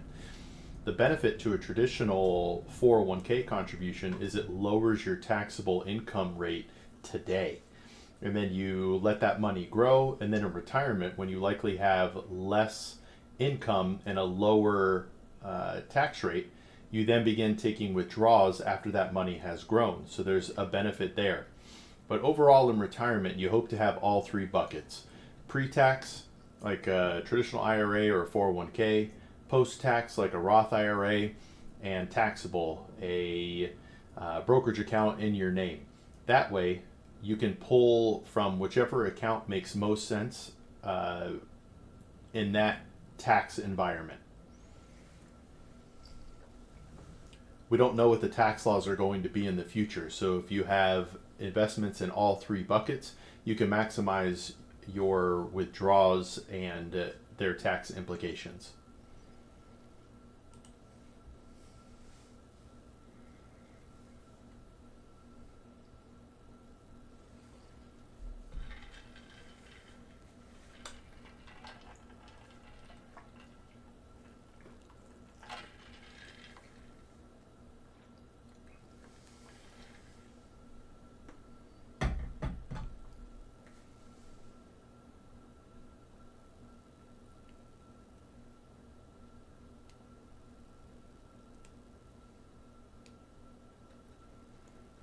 I could help this guy.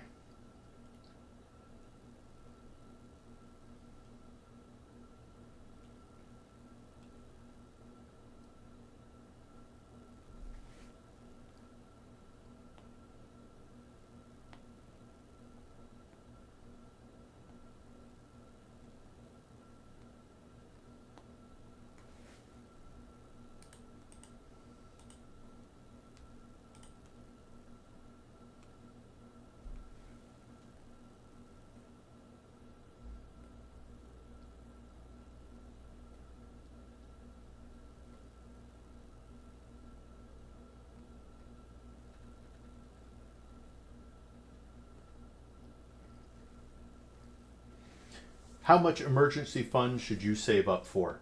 An emergency fund is for peace of mind should you lose your job or another emergency comes up. In this case, talking about losing your job, how long is it going to take you to find a new job? We really have no idea. If you look back at COVID, there were people without a job for 12 months.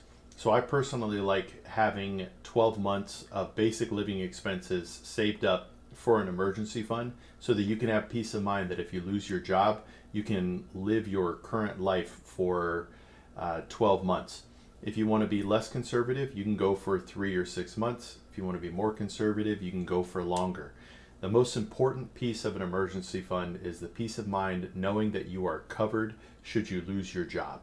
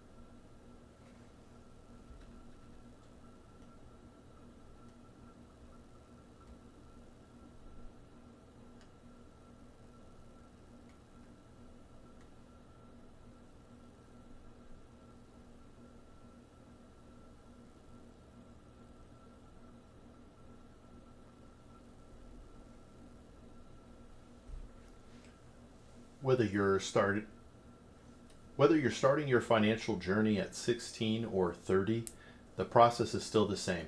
You need a budget, an emergency fund, goals with time horizon and risk tolerance baked in, and an investment and savings plan to achieve those goals.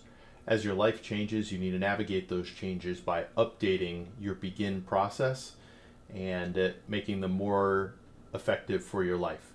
It doesn't matter if you're 16 or you're 55. You need to focus on these things to make sure your financial plan is always where it should be.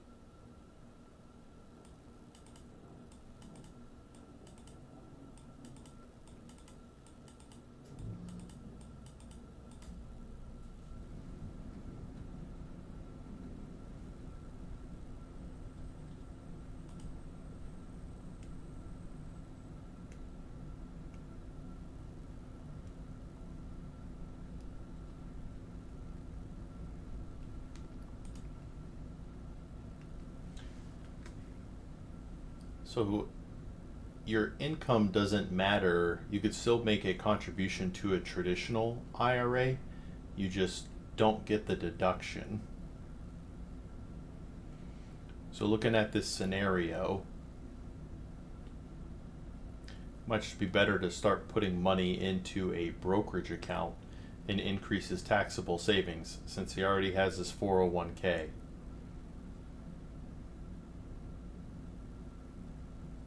A backdoor Roth would be tricky here, especially if he has any sort of traditional IRAs at this moment.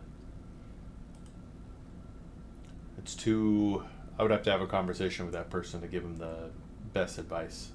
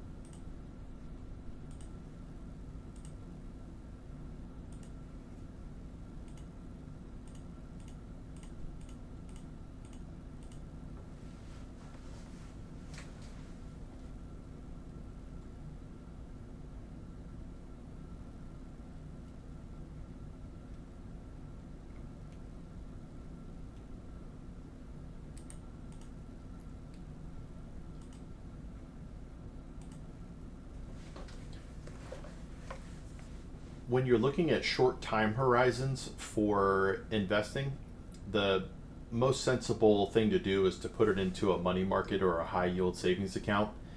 If you're looking at 16 to 23 months and you try to put money in the stock market, it's possible that it'll grow for you, but it's also possible that the market will go down and then you won't have the money when you need it.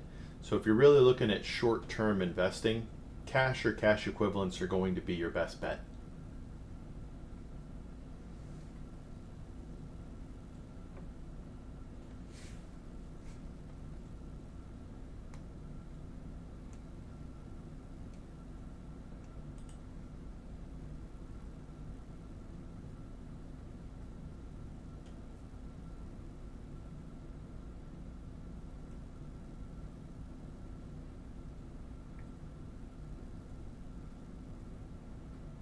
And this person's 20 years old and has 50,000 saved up. It's pretty good.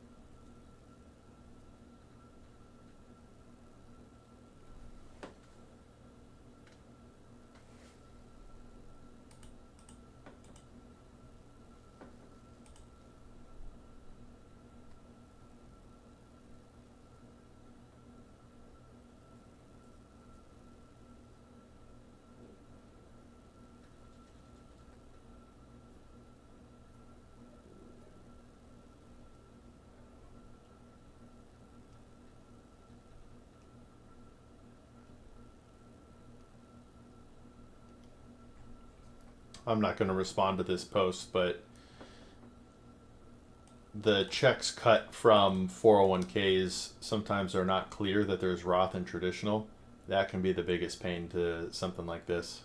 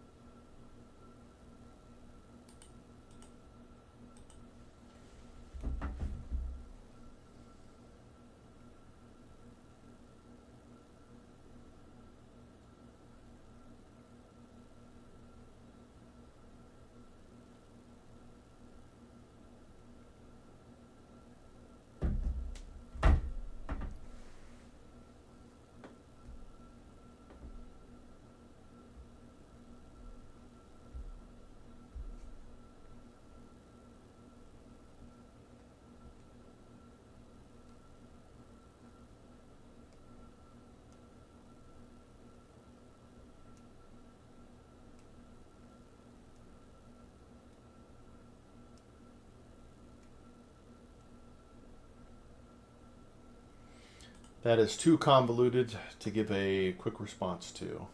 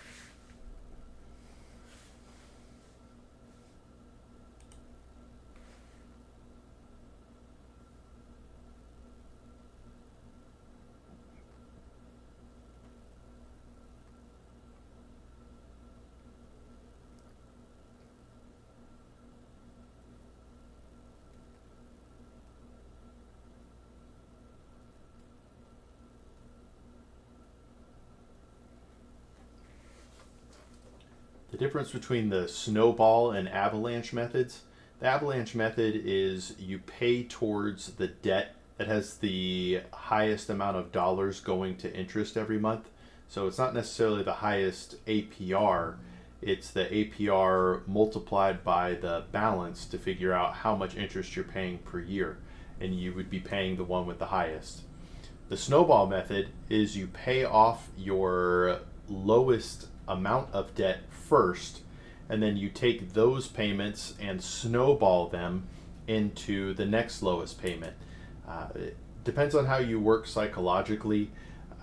One will pay off more interest faster, the other one will give you psychological wins. It all depends on how you work and what will keep you motivated to continue paying off that debt.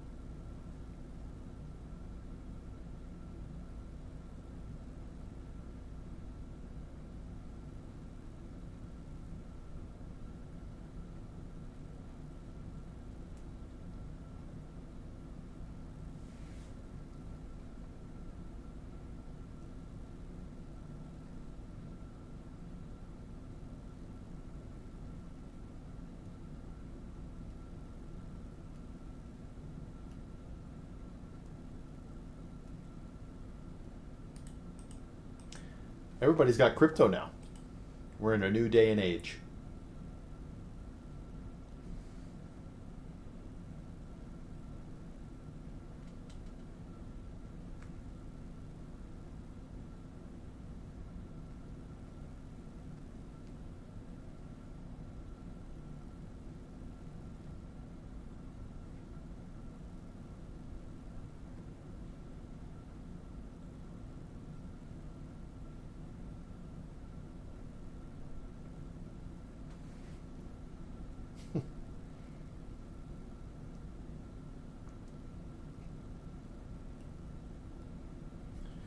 It's hard to give a direct answer on this, but I'm not sure that they actually have a budget.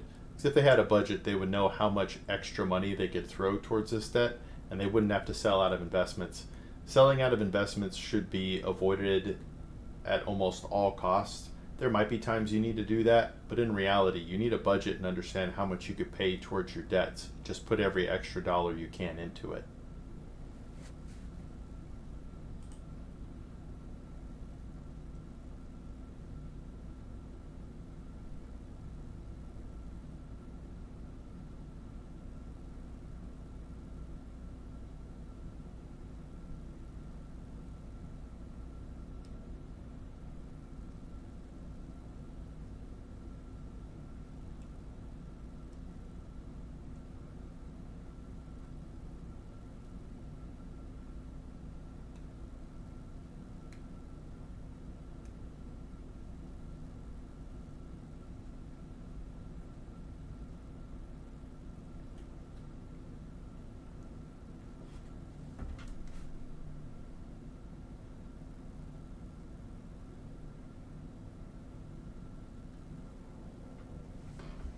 All right, give me one sec here.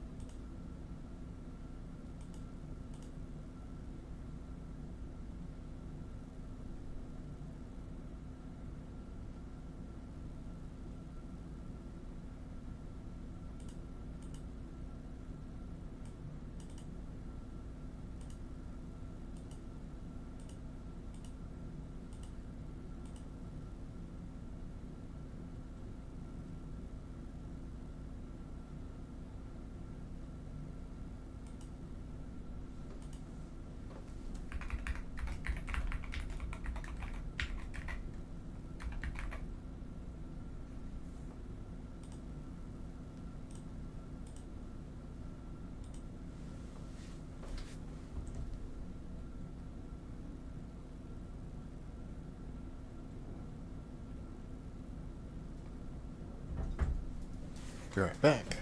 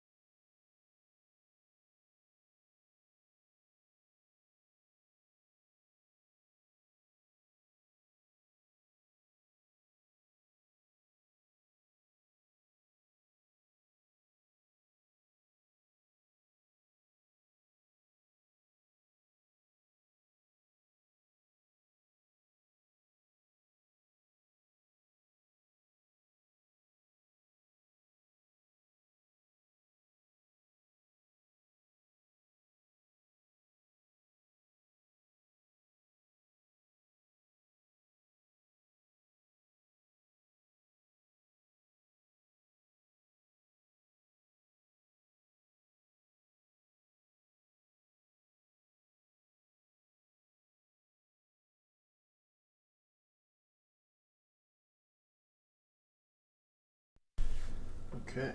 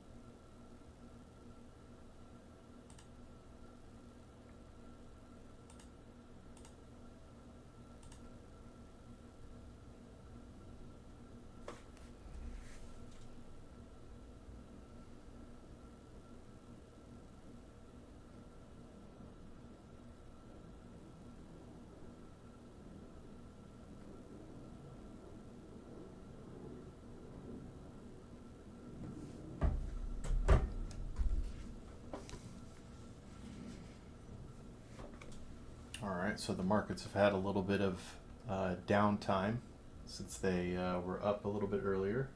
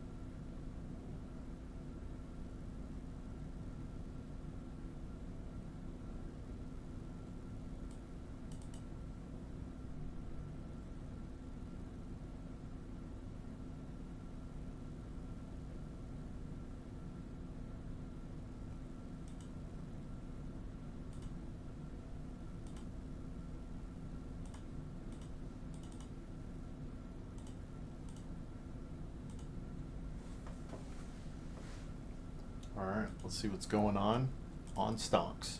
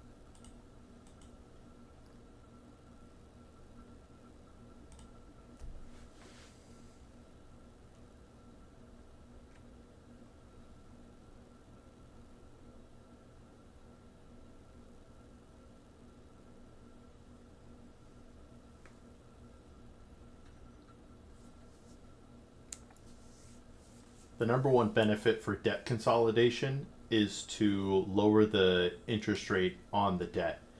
If you can combine multiple debts into a single and lower the overall interest rate, or really the real dollars going towards your interest every month and every year, then you should consider it. If you don't have a proper budget though and know how much you can put towards the debt, while the lower interest rate is beneficial, you still might not pay this debt off in a reasonable amount of time. You need to fully understand your budget and how much you could spend towards debt, and then work to really pay it off.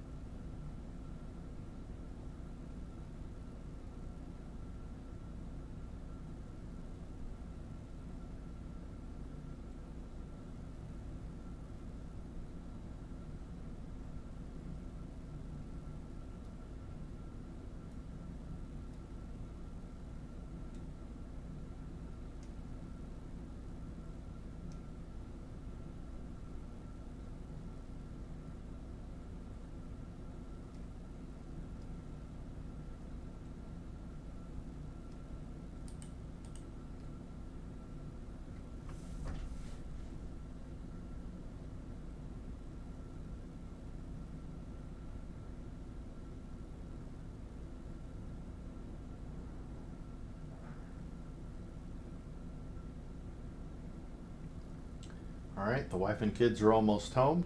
I am going to go greet them at the door and really help bring them inside. I will be right back.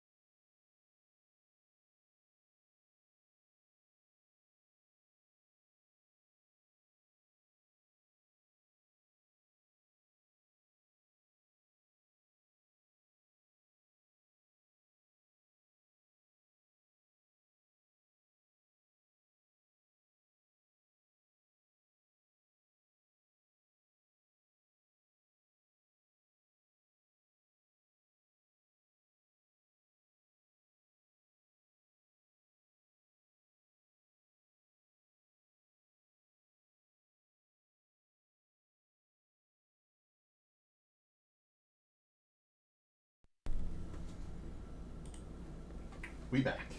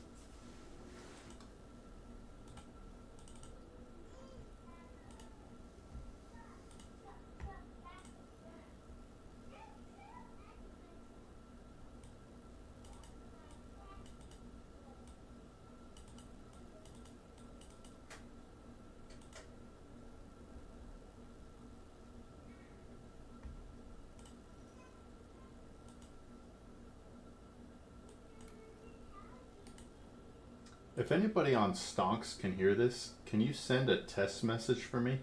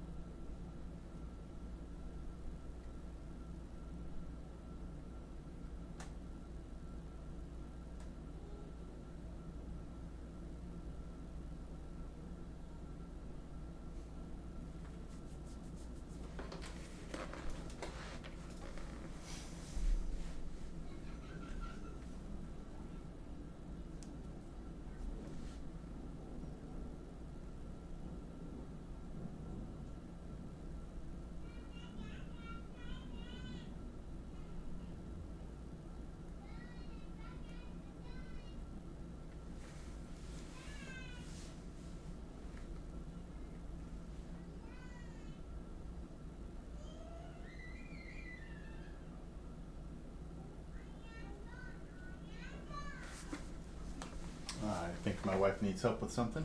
Be right back.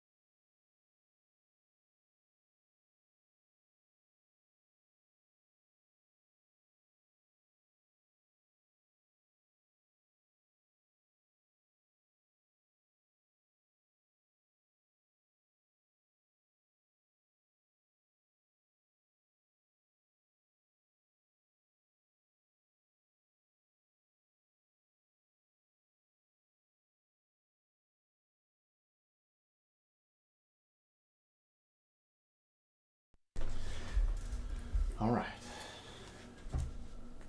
Keep going back and forth.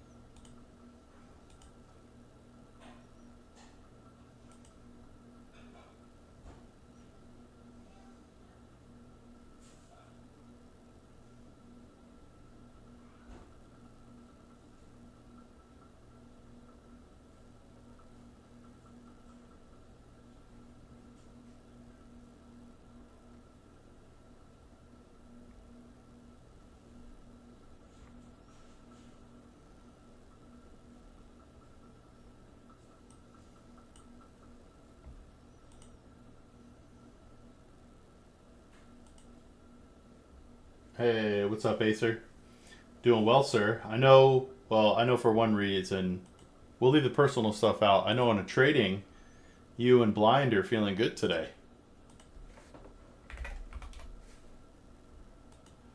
This was up 40% at one point. All right. Still sorry, man. Oh, I feel you.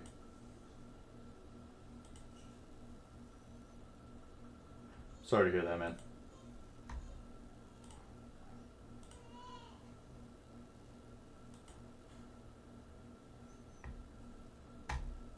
Well, Blind's gonna be happy with you.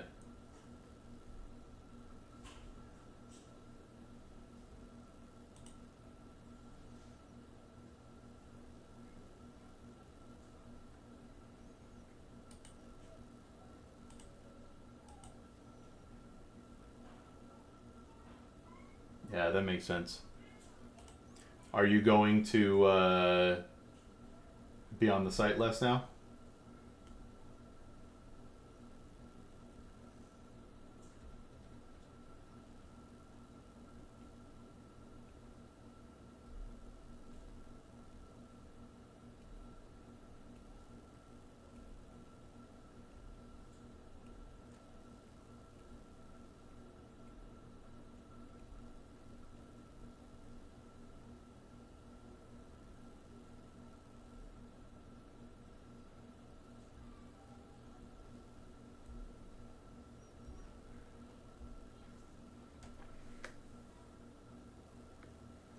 You didn't give me many details of it, but you did tell me that you were going to a farm. So you're going to be like a farmhand?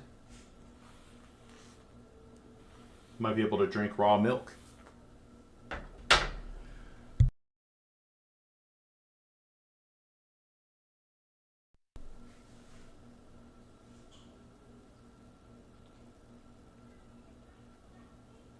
All right.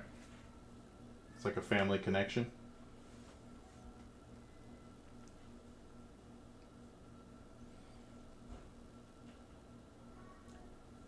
You just paid off your car and now you have extra money. What should you do with it?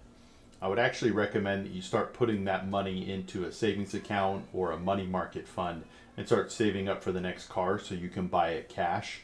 The mistake a lot of people make is spending the money that is now in their pocket on random things. And then when it comes time to buy a new car, they don't have the money. So take that extra money, put it aside for your next car. That way you can continue buying cars cash and never have to worry about it. Our son's father, who she wasn't married to, had passed away, and she got the house in her son's stead. He has special needs, and she homeschools him. She works for my mom, takes care of a special needs kid, and homeschools him. Wow.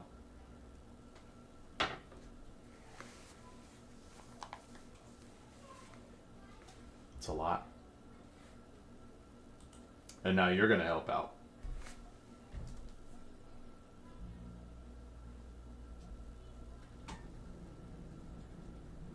Wow, room for free. That's nice.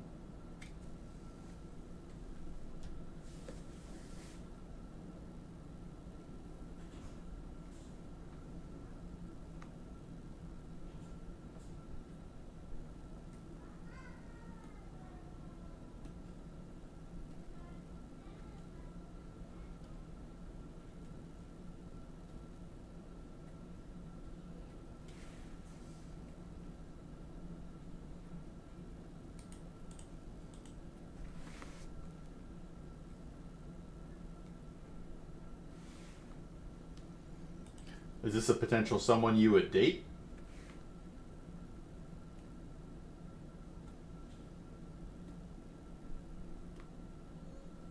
Oh, all right. That changes things.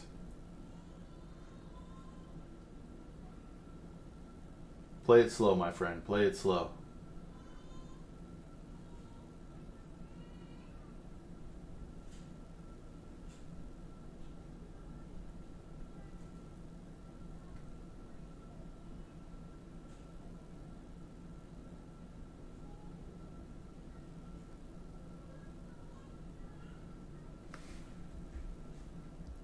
And for this dude's portfolio to be lagging after COVID, something's got to be up.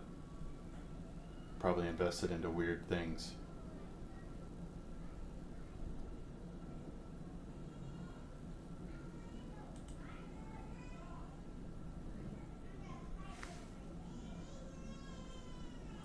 Yes, sir.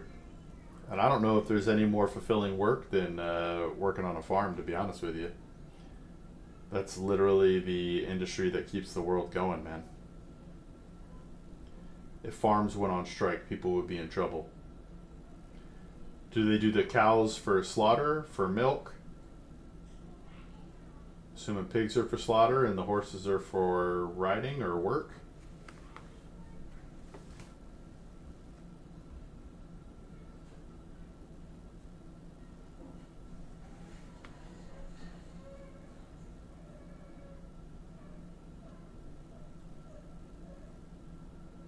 Horses are for leisure. Alright. Alright, cows and pigs are for eating. You only need like 1 to 2 cows per family per year, depending on how big your family is and how much you guys eat.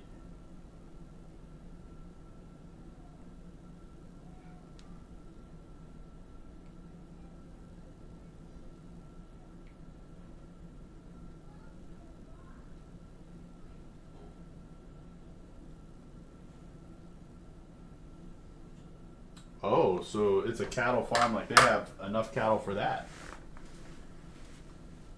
It's a good industry.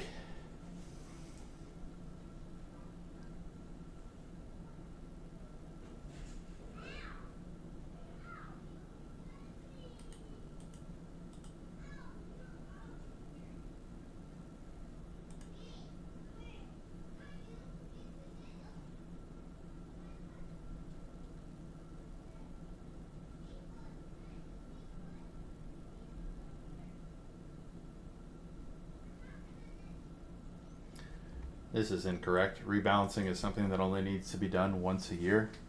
Paying an advisor to do that is a very expensive proposition. That is incorrect. She said the old man has too many pigs.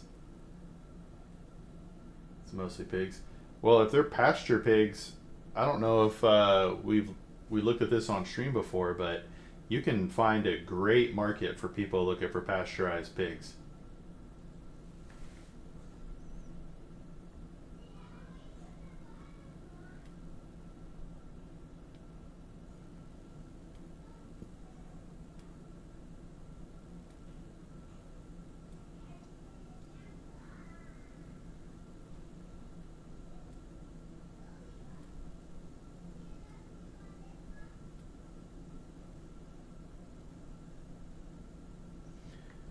Can't reply on personal finance, but the difference between digital and personal advisor is digital, you don't get an advisor. Oh, wait, they do get an advisor, it's just for a lower amount. Personal advisor, you get a specified advisor.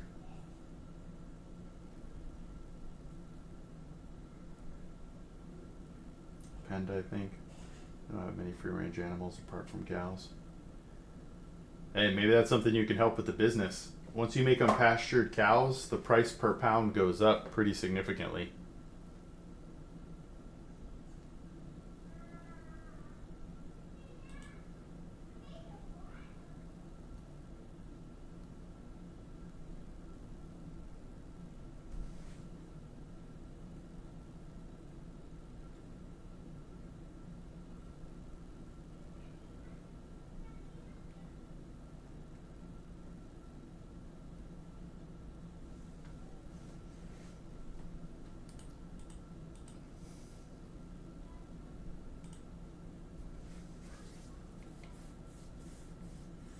Not many free range animals. Cows here usually have sizable land for them. Pigs and chickens are usually coops and pens. Yeah. I don't know if it's possible or if there's enough land for it, but the moment you can put them that they're free range chickens or pasteurized pigs, the amount goes up quite a bit on eggs and other things.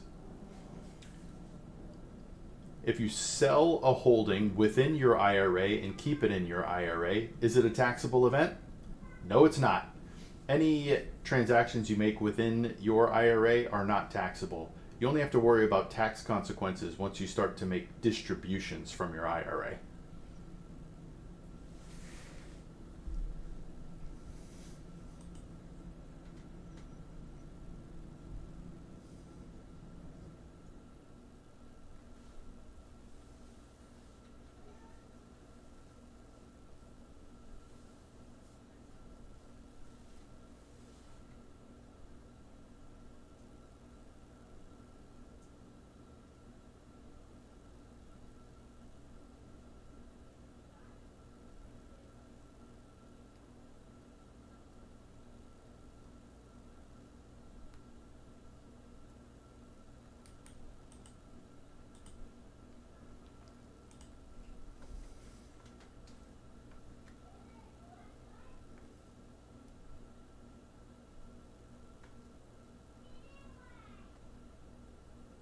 Whoo, GameStop. You going to be able to be around for that game, Acer?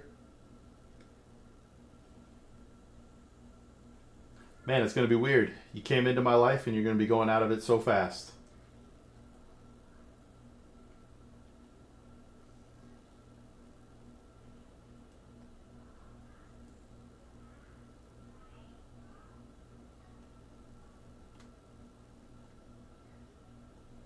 One of the mistakes people make when looking at credit card debt is simply the interest rate or APR.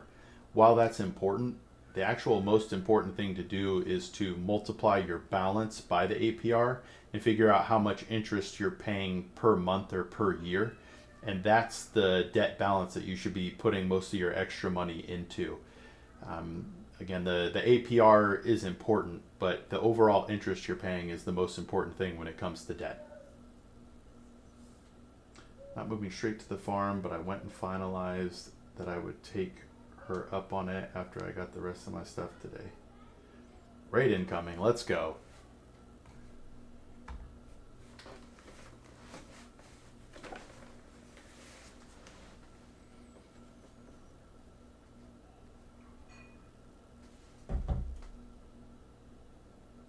So we should probably stop talking about this personal stuff, huh, Acer?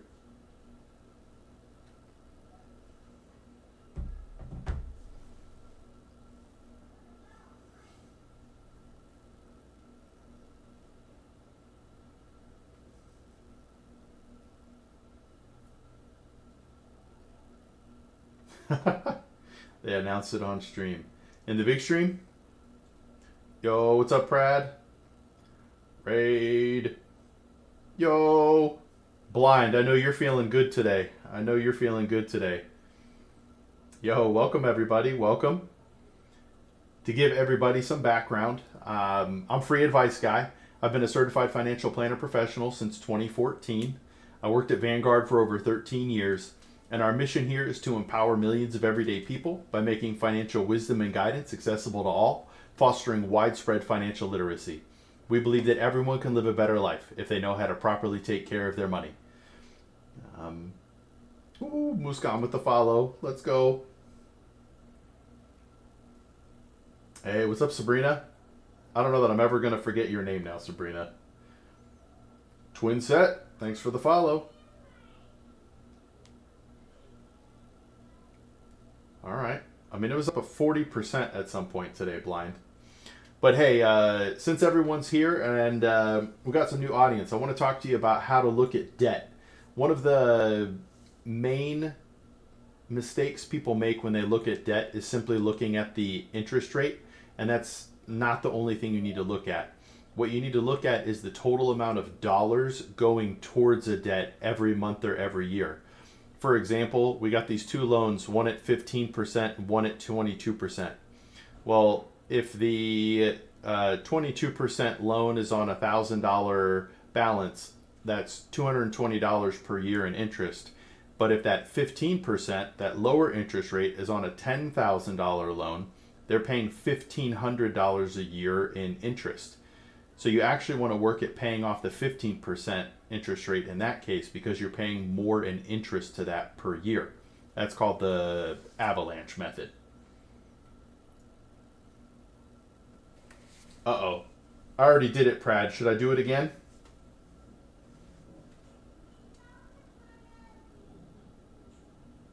Ooh.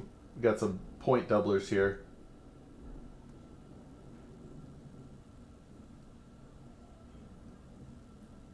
And then we have a loss. And then we have a loss.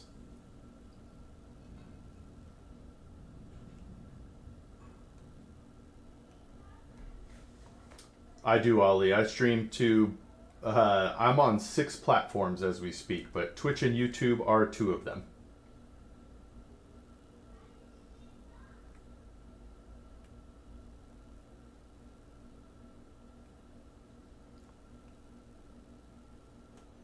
I use Stonks, Twitch, YouTube, TikTok, Twitter, and Kick.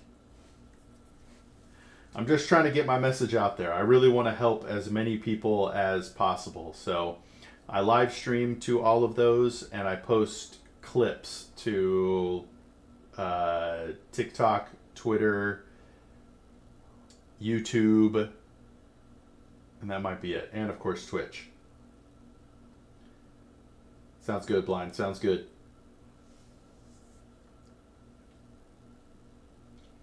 But yeah, once one platform takes off over the others, I'll probably drop on the others. It's actually quite exhausting to keep track of 6 different chats at one time. So what I have been doing recently is going under the personal finance subreddit here and reading someone's question and giving insights on that. It also helps because that turns into potential content. Then I could post a clip of that conversation.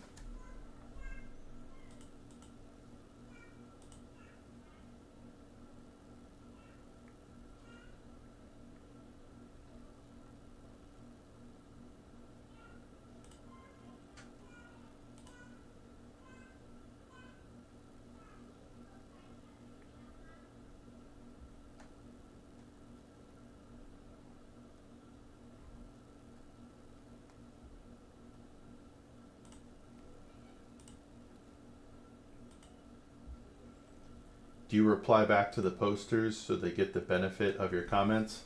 Given this is a little embarrassing, but yes, on most of them I do. But what is the Reddit attitude on Oxy today? I'm actually not sure.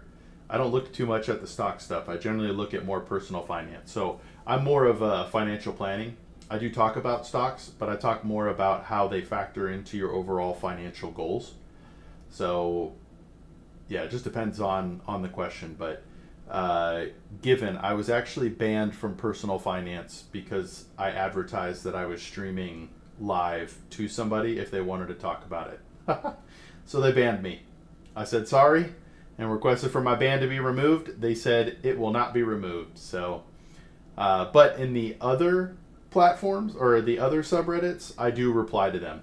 But I try not to do it on stream because it can get boring to watch me type it out until I learn how to do the dictate feature.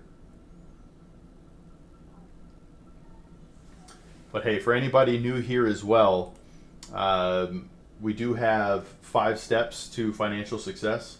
I've really tried to simplify it. Oxy was trending in value investing last week as it kept going down. Interesting. I bet you we could find something. But the first step on here is budget. It really is the most important thing you can do for yourself financially. If you have a detailed itemized budget and understand where every dollar is going, you can look for ways to cut expenses and things like that. Next, you need an emergency fund.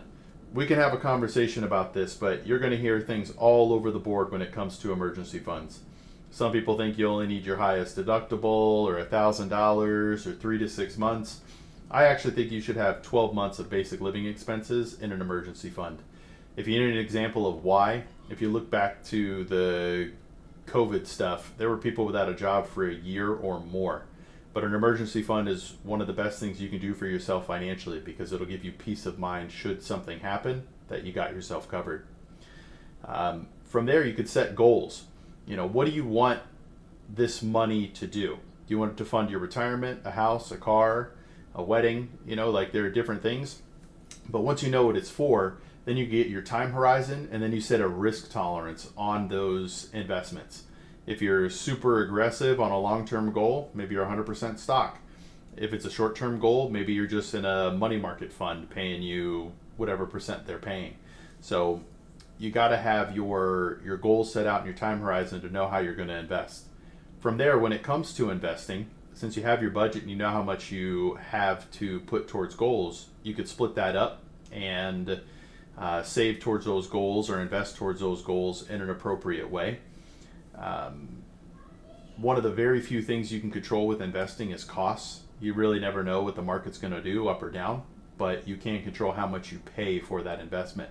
So be mindful of expense ratios or fees for trading stocks. From there, you have to know that your life today is going to be different than 5 years from now, 10 years from now, hey, even 2 weeks from now.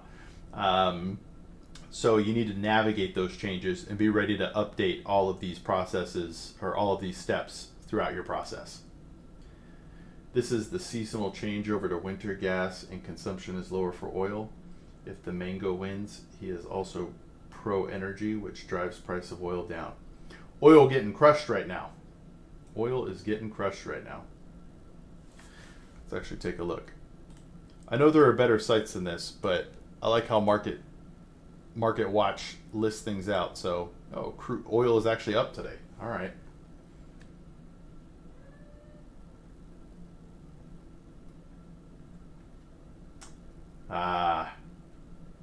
Risk and rewards. I am purposefully. I want to word this properly because I don't want to limit any future relationships, but I purposely don't want to link up with financial companies. Once there is a financial incentive with a company, then while I think I would have hey, it's okay with the caps lock. I want my integrity to never be questioned.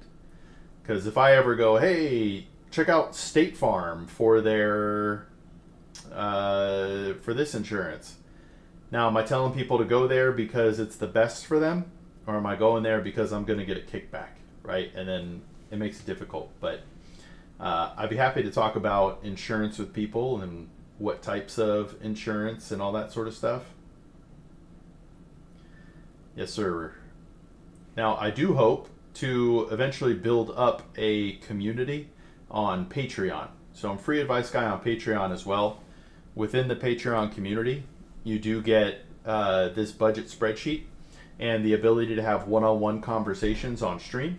And then we do group Q&A sessions with the tiers within those groups. That's how I eventually hope to replace my income from Vanguard. But, you know, we're a month and 8 days into it. So, growth coming. Growth coming. But the only things I will ever push are things I actually use. Like, thinking about getting some UNG at these prices. All right, let's see what UNG is. Natural gas. Okay. Let's look at them over a year. All right, yeah, it's trading relatively low to its year high. Wow, this has been up over 100 before. I do free stock picks on my Twitter. Sadly, I can't stream because I work while trading. That makes sense. Yeah, risk and rewards. I was actually going to bring that up if you've heard of BNRG.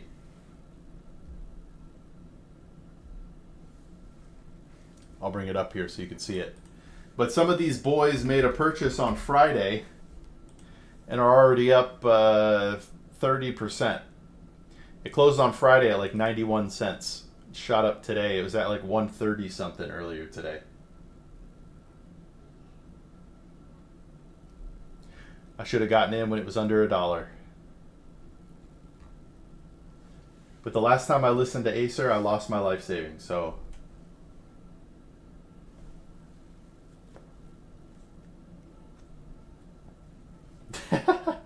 just so everybody knows, that's a running joke between me and Acer. I did not lose my my life savings, but I did purchase a stock so that I could go through the ups and downs with it. Call UNG the Widowmaker. I'm already a widower, so that could go wrong. I just added to my watch. I mostly trade big tech and mainly options. All right. Acer lost all of my stock doc channel points. Oh no. Oh no. But so WTO, like 2 weeks ago, this was trading at $2 a share, and it lost 96% of its value in a single day.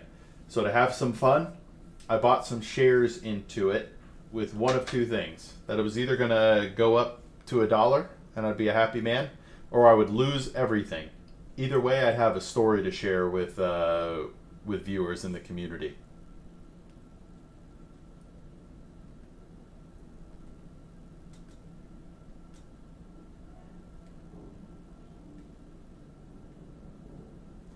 WTO tank today.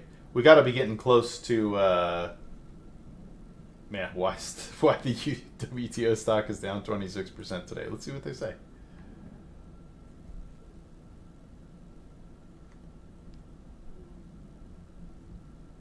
Oh no, 1 to 25 reverse split.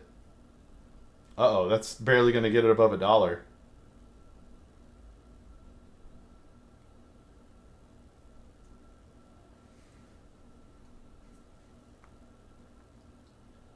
But in my defense, when the story broke that it was a fake company, I told him I was exiting. Yeah, I won the story. I did not invest much at all. Of all of my investable assets, it has to be less than 0.1%. I just wanted to buy something. Pipelines might be okay if there's still a rail strike in Canada. I held 15 shares of WTO through the 13-cent high, back under my average at 7.5 cents Sold Friday just in case of a surprise. Yeah. If it goes to zero, it won't be the first thing I've owned that's gone. Well, it didn't go to zero. I used to own precious metals and mining at Vanguard back in 2012, and I held on to it to see what would happen to it, and eventually got absorbed into Global Cycles or whatever their fund is called. Global Market Cycles or something like that.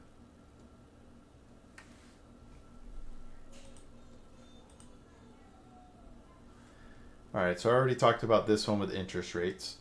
I'm going to close that.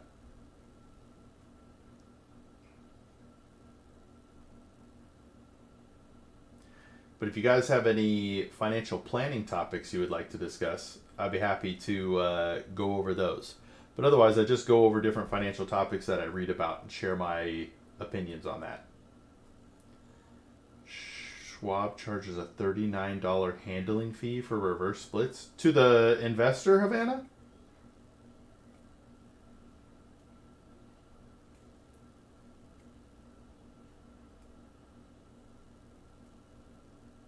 That's cold-blooded. Stock's already hurting, and they're like, we're going to take $39 from that.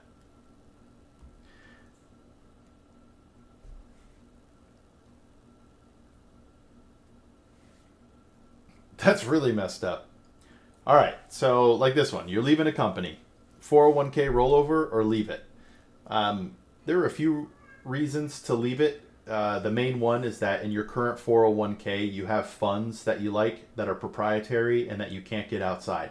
So at Vanguard, they used to have the Prime Cap fund that you could really only be invested in that amount inside of the 401k. But now they've opened that fund up.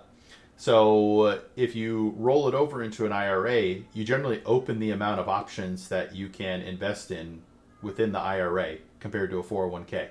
Like Vanguard's 401k only has like 20 funds or something like that, whereas in an IRA, you can invest in individual stocks if you want. So there are benefits to both, but a lot of people choose to roll it over into an IRA.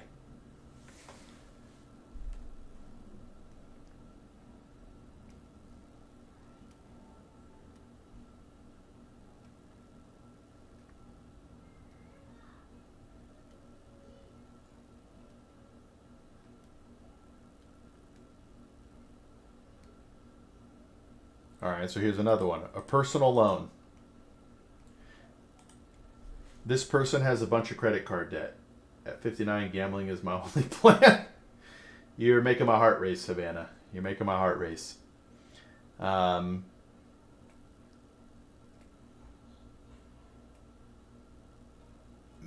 this person's highest balance is also their highest interest rate. Interest until May of 25, though. Yikes.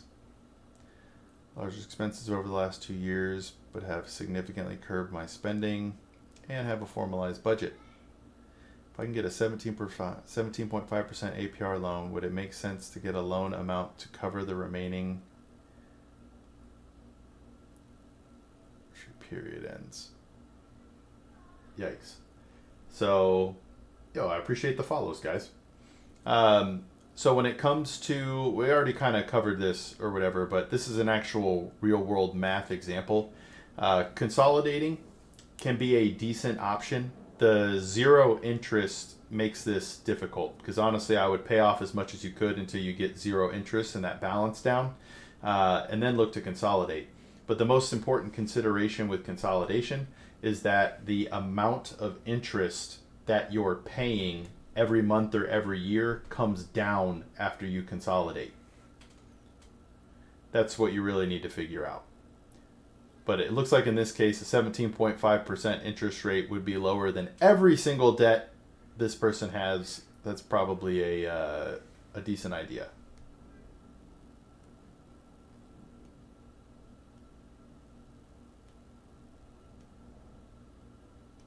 Would it make sense to get a loan amount to cover the remaining?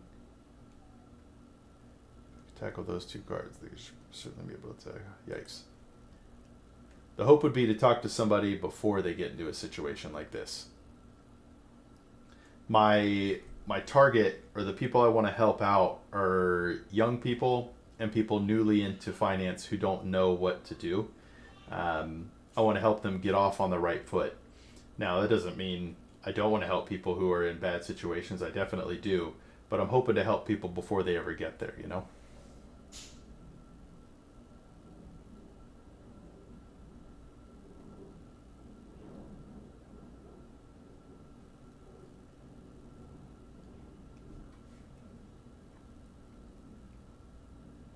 Yep, Havana. That's actually the dream.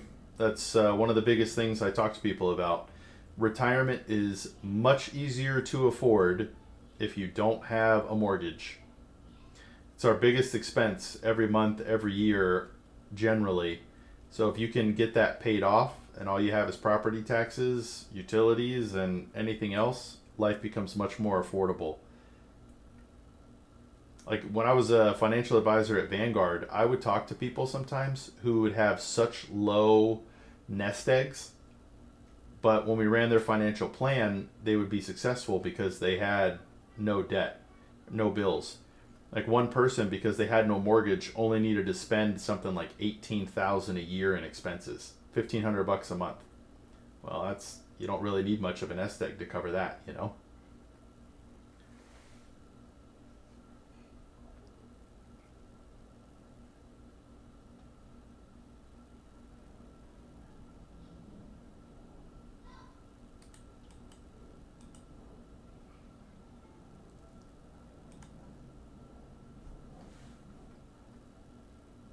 My property taxes are the same as my parents' mortgage payments were.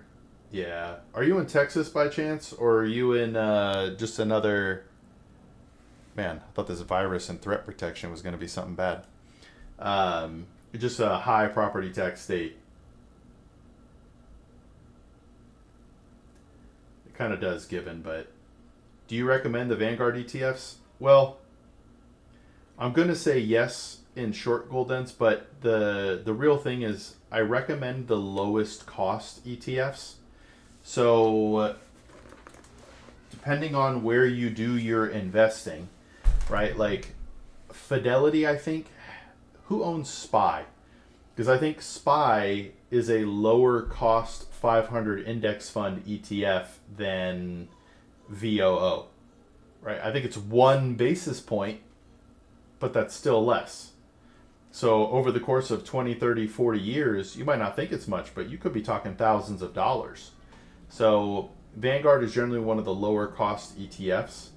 That's why I tend to lead with them. And I have a bias because I worked there for 13 years and I'm most comfortable with them. But that's not to say there aren't ETFs out there for lower costs that are the same exact thing.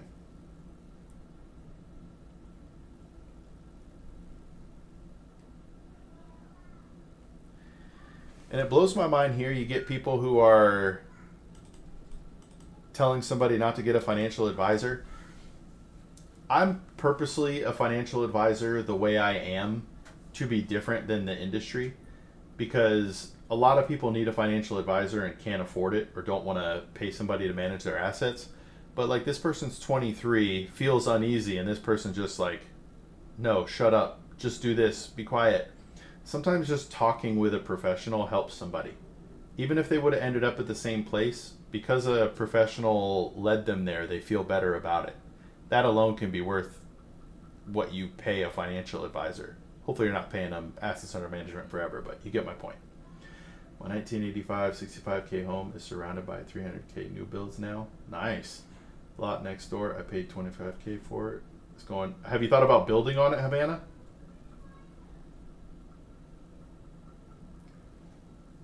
That's true. Once you get landlocked, you got to go out. Time to head in one of the directions.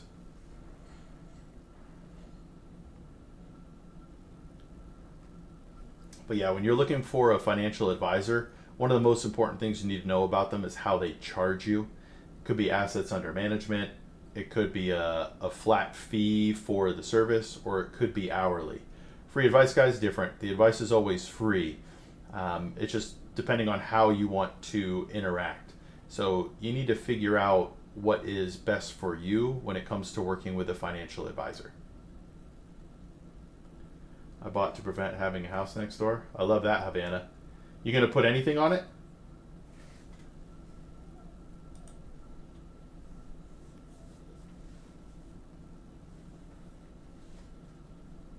What to do with a pot of money from fantasy football? 3,500. What?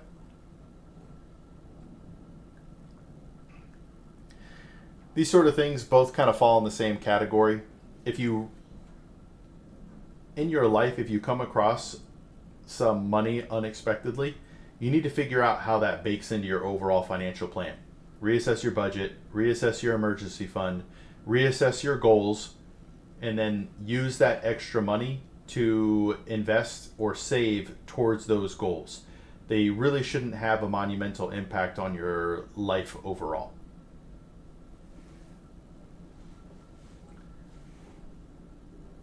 Nice. Illegal chickens. You getting eggs from them? It's actually the dream for me and my wife. We would love to have like 20 or 30 chickens. We go through about 36 eggs a week. Or we have gone through. Sometimes it's less than that.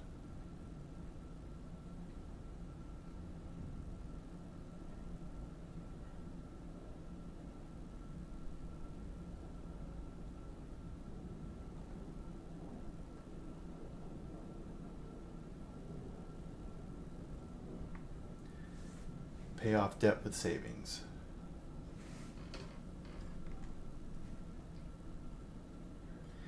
A lot of these paying off debt with savings questions would be solved with a budget. So you'd really like to keep savings, be it an emergency fund or for a goal. There are times when it makes sense to sell investments to pay off debts, but you'd really like to avoid that if at all possible.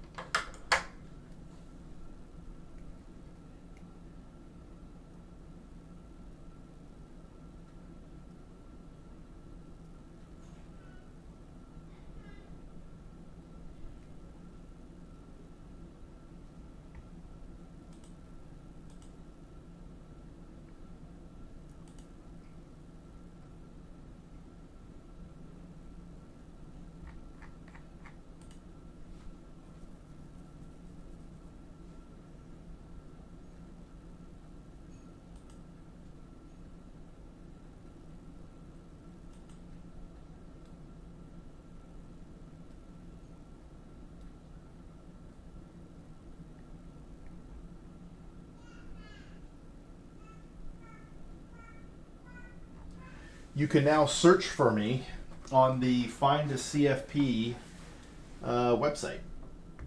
Very nice. I did not realize I was hidden.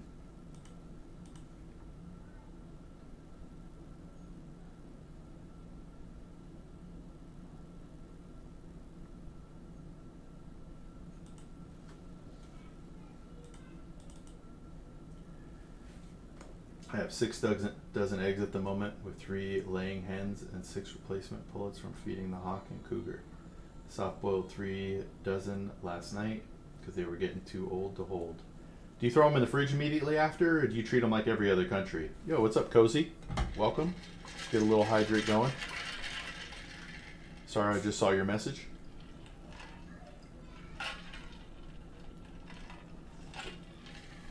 You're out of school already, Cozy?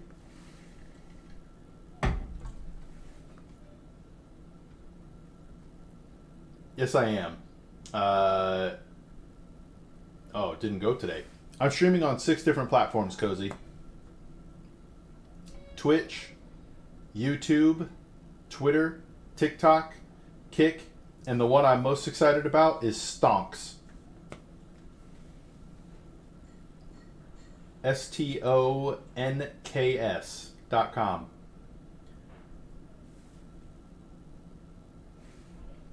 It's purely finance driven. Here, actually, I'll pull it up on stream.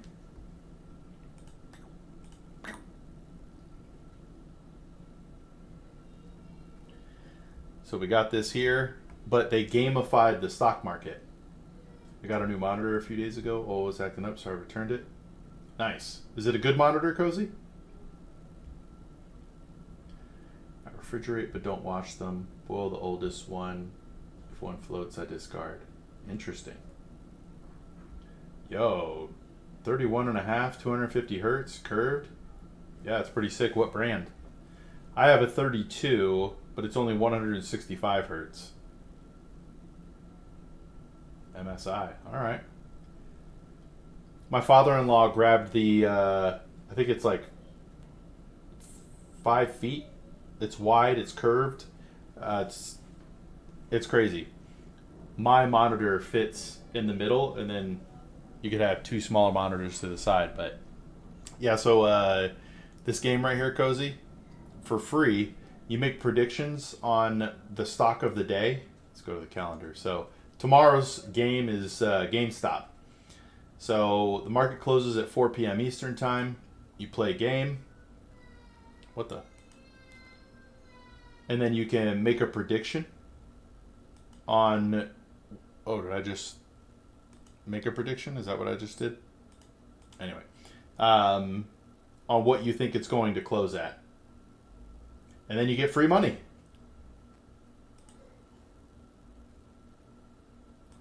Try to review Oracle here. So these people made money because they got the prediction the closest. It's a way to engage people in the stock market and gamify it without having to spend money. I did not bid yesterday.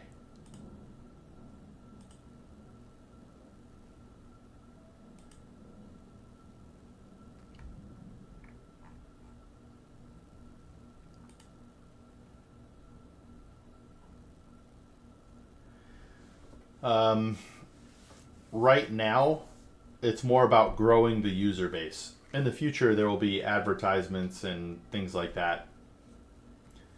People will be able to subscribe to streamers and all that. I have a high inventory right now because I've been smoking meats and I've not been eating bacon and eggs daily. Oh, man.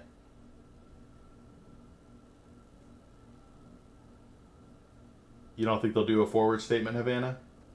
I actually live a carnivore lifestyle, Havana. So if I'm eating the way I want, I literally eat just meat only.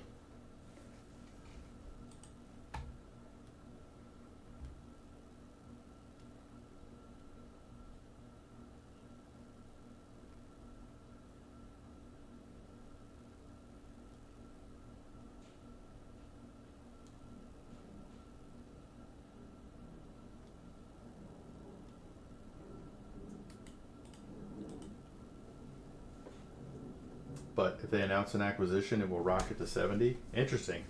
Like somebody acquiring them or them acquiring someone else.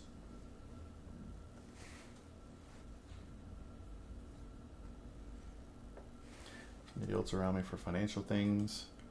I don't really like the videos from the internet. I am currently a first-year college student in the Philippines, and I'm currently 18 years old. Man, it's from the beginning. The steps are still the same. Budget, emergency funds, goals, invest/savings, and navigating.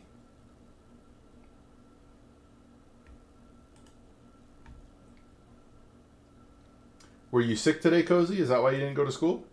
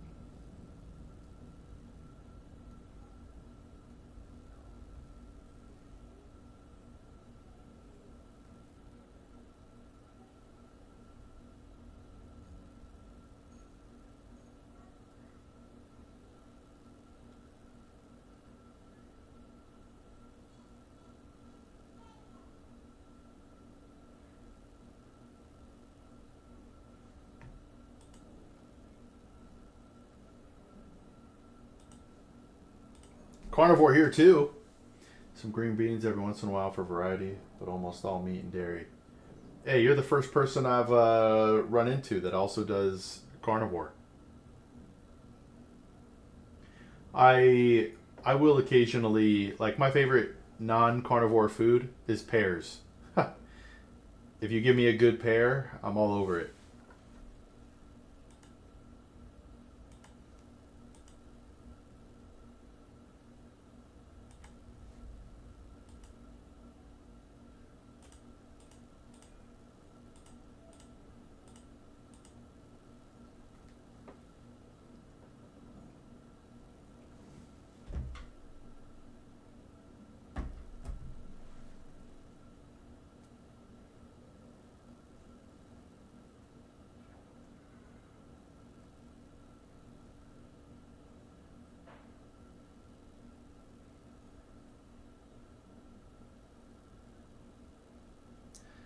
All right, let's look at this gifting a house thing here. Came from poverty, co-signer loan. Anyways, my dad's health suddenly gone downhill in the past couple of months. We are afraid if a healthcare catastrophe happens, hospital creditor will put a lien on the house. My parents have no money and live paycheck to paycheck. I also don't want to lose the money that I invested in. They said they would give it back to me as inheritance when they pass, and I'm okay with that, but I definitely don't want to lose it all to medical bills.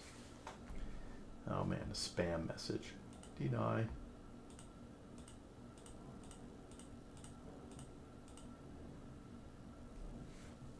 All these canned peaches are my sweet. I dig that. I just haven't liked peaches as much. I will eat a peach, but I don't know, something about a... Oh man, what's the type of pear? Man, my wife just told me this. There's a specific type of pear.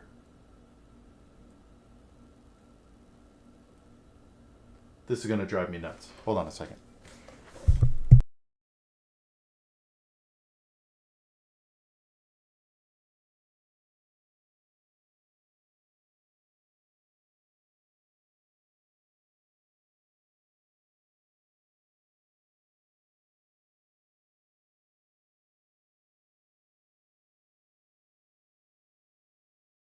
Bartlett.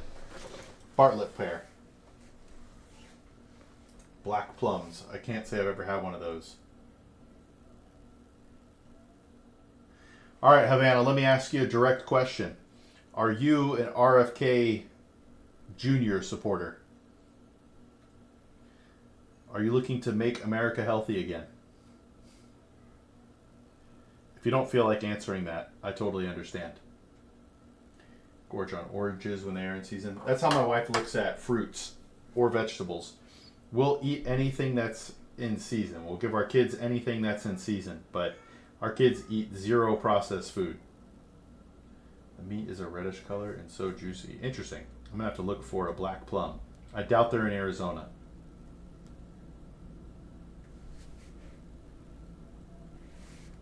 Their names are on the deed. Quit claim the house to me. Take off their names.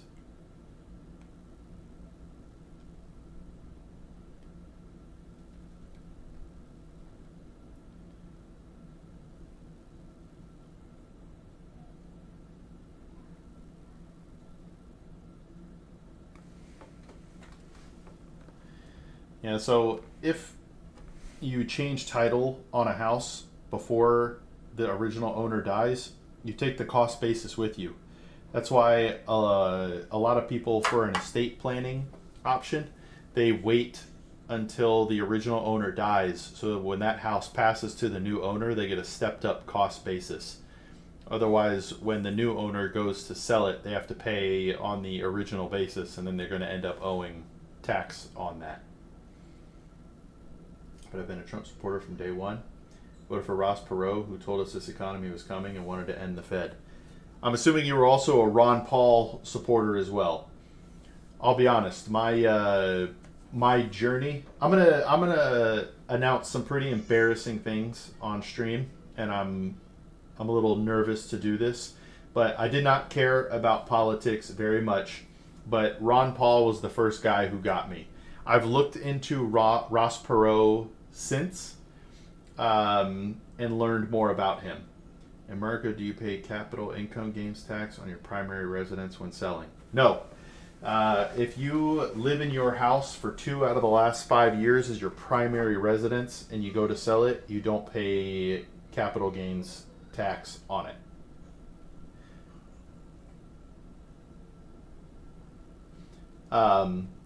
So for whatever reason, 2016, I did not care about Trump, did not care about Hillary. I did not vote for either of them. I voted for, I think his name was Gary Johnson of the Libertarian Party. But before that, all right, again, I said this was embarrassing. I was a Bernie bro. Not because I necessarily understood or cared about his policies, but because I thought he was an outsider. So, and I thought, hey, an outsider needs to come in and disrupt things. And then watching what happened to him, he literally one day said Hillary Clinton was not fit to serve as president. They had some sort of backdoor meeting, And then a day later, he comes out and he says, "Of course, Hillary is fit to serve as president." It was like, wait a minute, what just happened? And the way they hosed him through the primaries. I think whether you hate Trump or love Trump, the best thing that he has done has shown that the uniparty exists. They play off of each other, but they're all two sides of the same coin.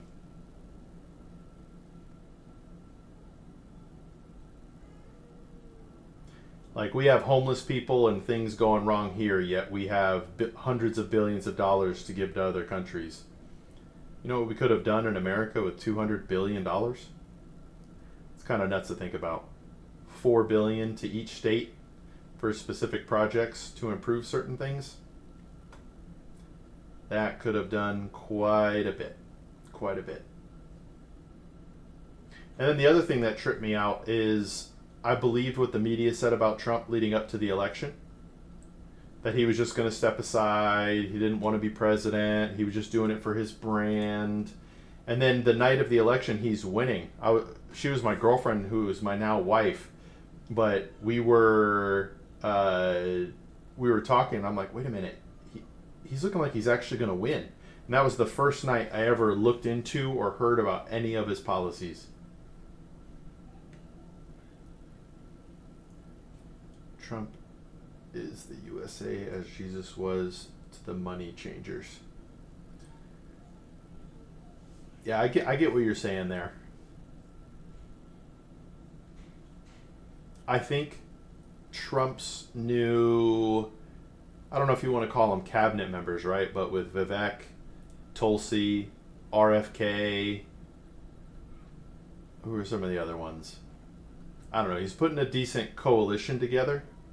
So everybody who wants to see change but can't be a Republican in today's world and can't be a Democrat in today's world, he's giving them an option like, look, everybody has someone in this group to support and root for. This stream is going to get me shadow banned on every platform, I think.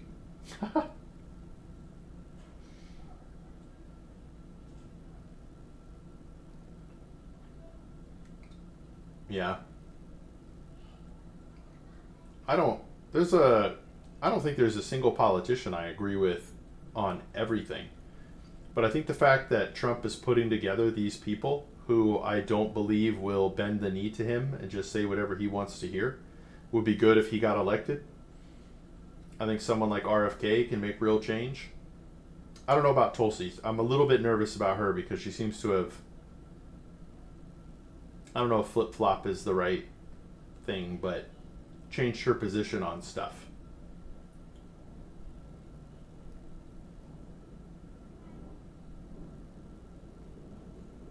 You think Joe Rogan?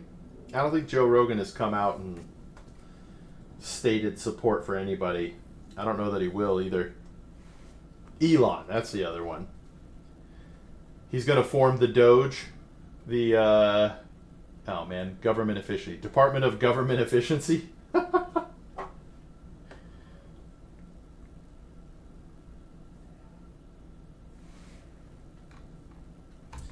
See, I'm wondering about the gift taxes on this right here.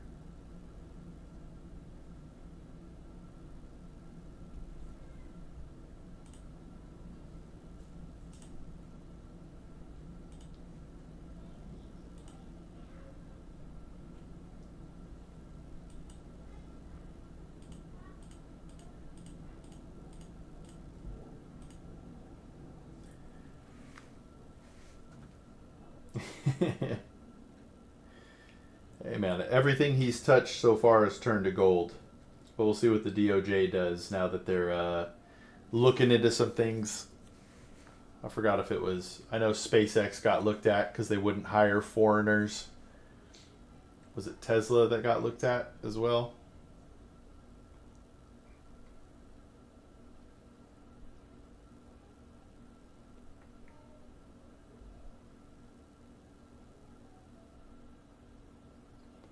And all these people,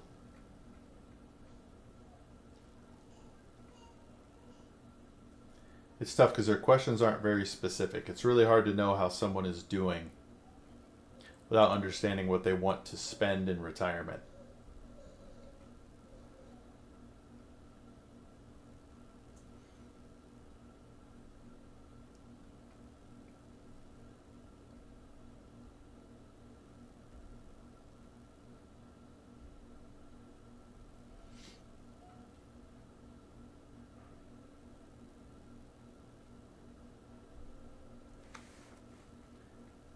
My higher brain and religious beliefs tell me one of them may be the Antichrist.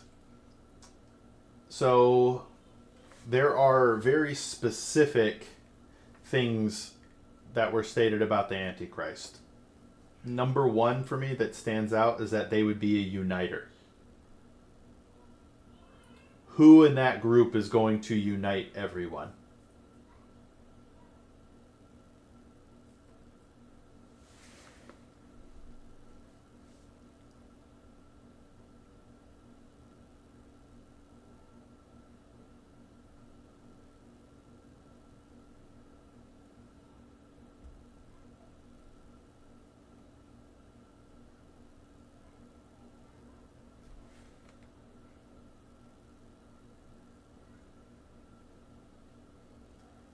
Yeah, but with what they say the Antichrist is going to be, I don't know that we know this person now.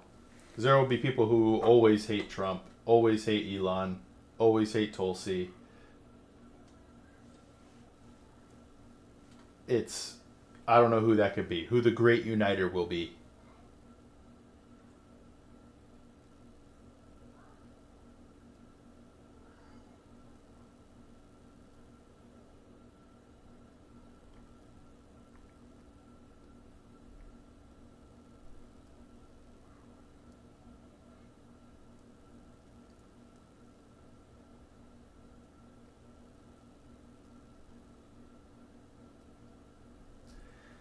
So, I mean, he already did make peace deals, but that didn't necessarily unite, right? When I think about it, who is going to make the U.S. go, all right, that's the candidate right there. Boom. Everybody loves them. We're all united. Support behind that person. I don't know that we know that person. So I don't think it's time yet. But I could be wrong.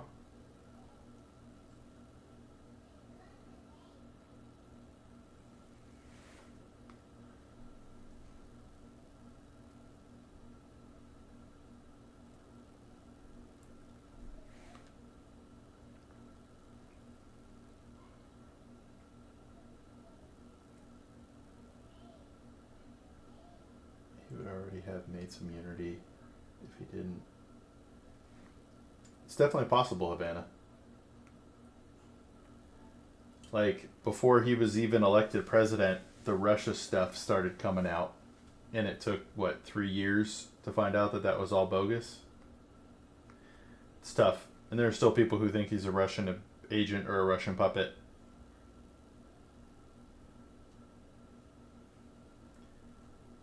It's really difficult.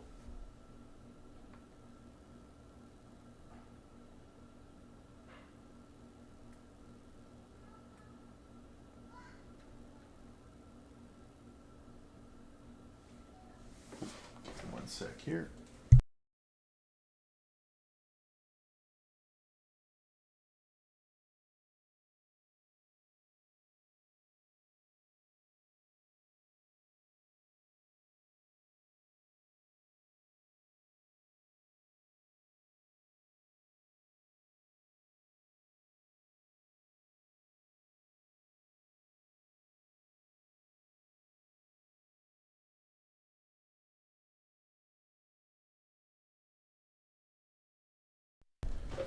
All right.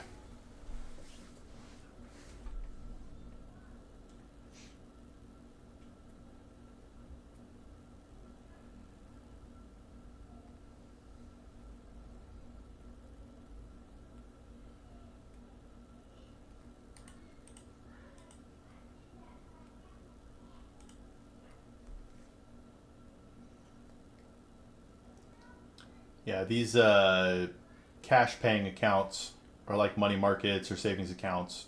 You don't pay gains for what they pay you. You include that income in your ordinary income tax.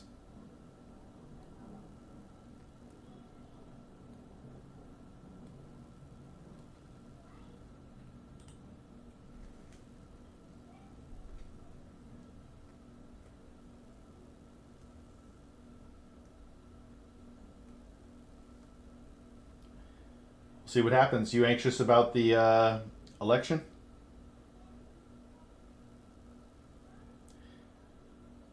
For him to win, there's got to be. I don't know how to word this because I don't want to get in trouble. Only people who should vote should vote. It should only count legit votes. I'm going to leave it at that.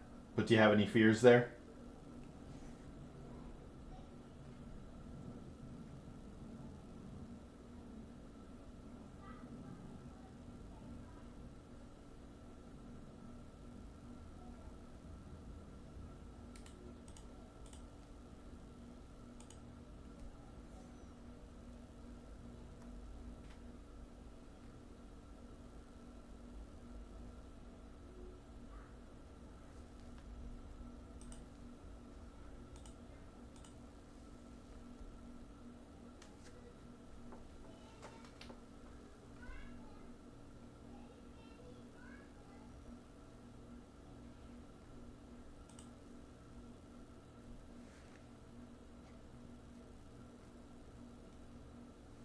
This balance makes me nervous. To pay that off in the next 7 months, you're gonna need like $1,800 a month to pay that.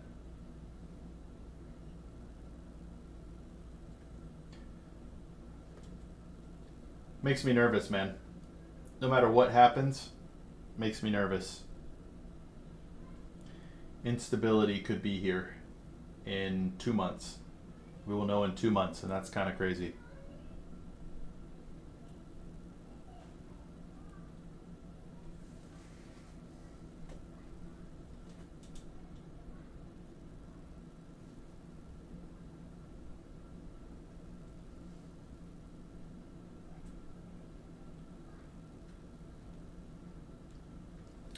So this person has an extra $1,500 a month to allocate.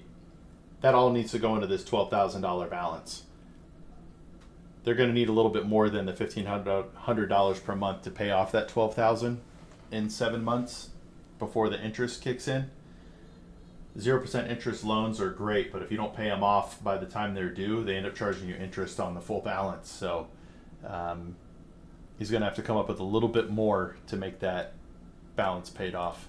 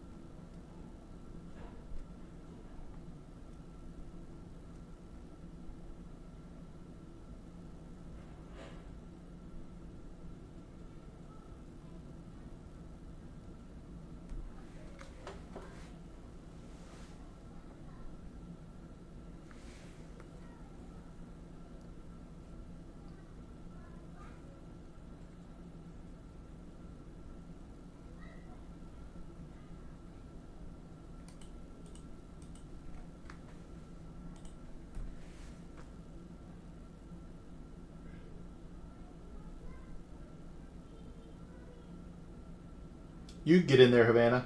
I've honestly thought about running for something. I have a short coming out. If I were to run for president, I would get rid of income tax. I believe that everyone would take getting 20+% of their income back for a 5 to 7% increase on goods if we tariffed everything that came into this country.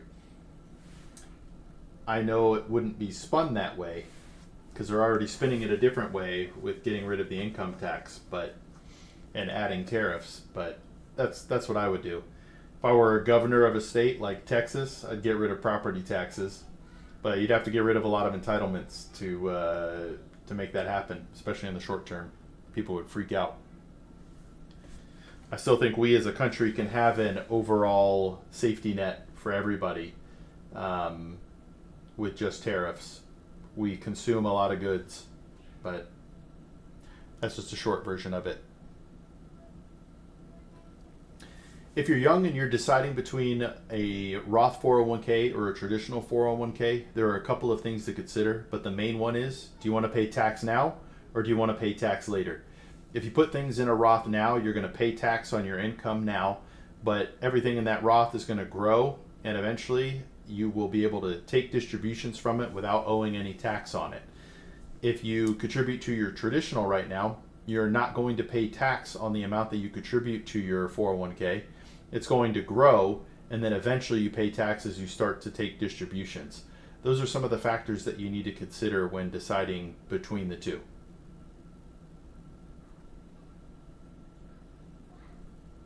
I feel that, Havana. I feel that. I try to give all my fears and concerns to Christ anyway. I'm not really too concerned or have too many emotional reactions to anything. I just care about the safety of my family, making sure they can eat and stay alive.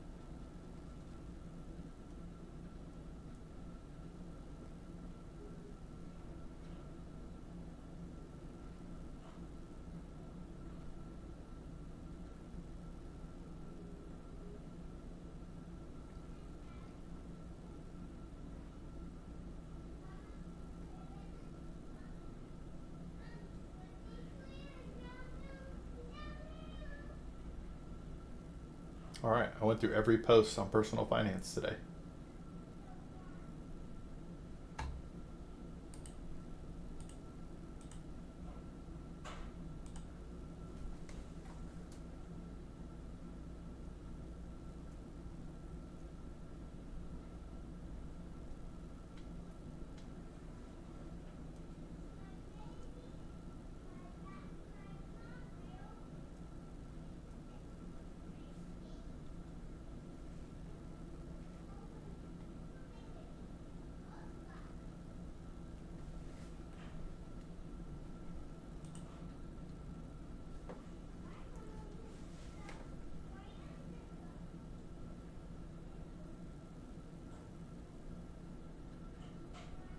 It's funny how that changed, right, Havana? In the 80s, it was global cooling, and now it's they're worried about global warming. You know, it's funny. Nobody ever talks about this. We're trying to like cool down the Earth, but the Earth is much less inhabitable if it's cold than if it's warm. I don't know why nobody talks about this. Global warming, yes. If it was big, we would have some land that gets wiped out by water, but there would be a lot more livable space on the Earth. We never really talk about that. But all right, guys, I think I have to call it a day for now. I think I'm going to go ahead and raid over to... You guys want to talk to Victor with investing or crypto with Alpha. Sort of. Definitely fam time. So I started my new schedule today, Acer. I'm on at like 9 a.m. So I'm going from 9 a.m. to 2 p.m. And then I'm going to start streaming at night as well. I decided at 9 that I was going to go south to buy a home. I dig that, Havana. So yeah, I'm gonna try and get a new schedule. I go to TwitchCon in less than 2 weeks, a week from Thursday actually, and after that, the true grind begins for Free Advice Guy. I will be streaming 8 to 10 hours Monday through Friday, and then 3 to 5 hours Saturday and Sunday. All right, I dig it, Acer. Yeah, I'm gonna pick one day a week that I'm off. I dig it, Havana. All right, let me see if this works here. Raid at Alpha Exchange. Let's see if this works. All right, now raiding Alpha Exchange. I love you guys. I'll be back tomorrow at the latest, maybe tonight. Have a great night. Bye, everybody.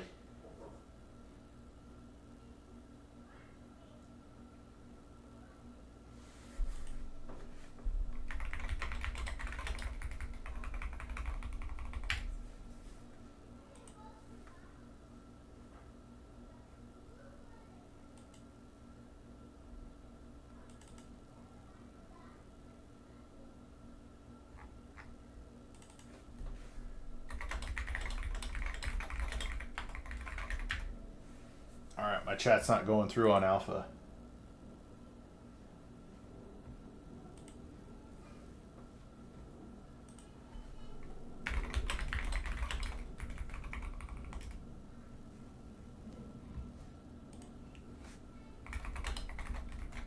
All right, there we go.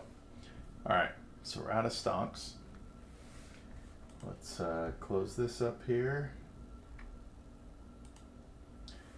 All right, let's see if there's anybody worth raiding on Twitch. I don't even know if I have enough viewers to raid somebody, really.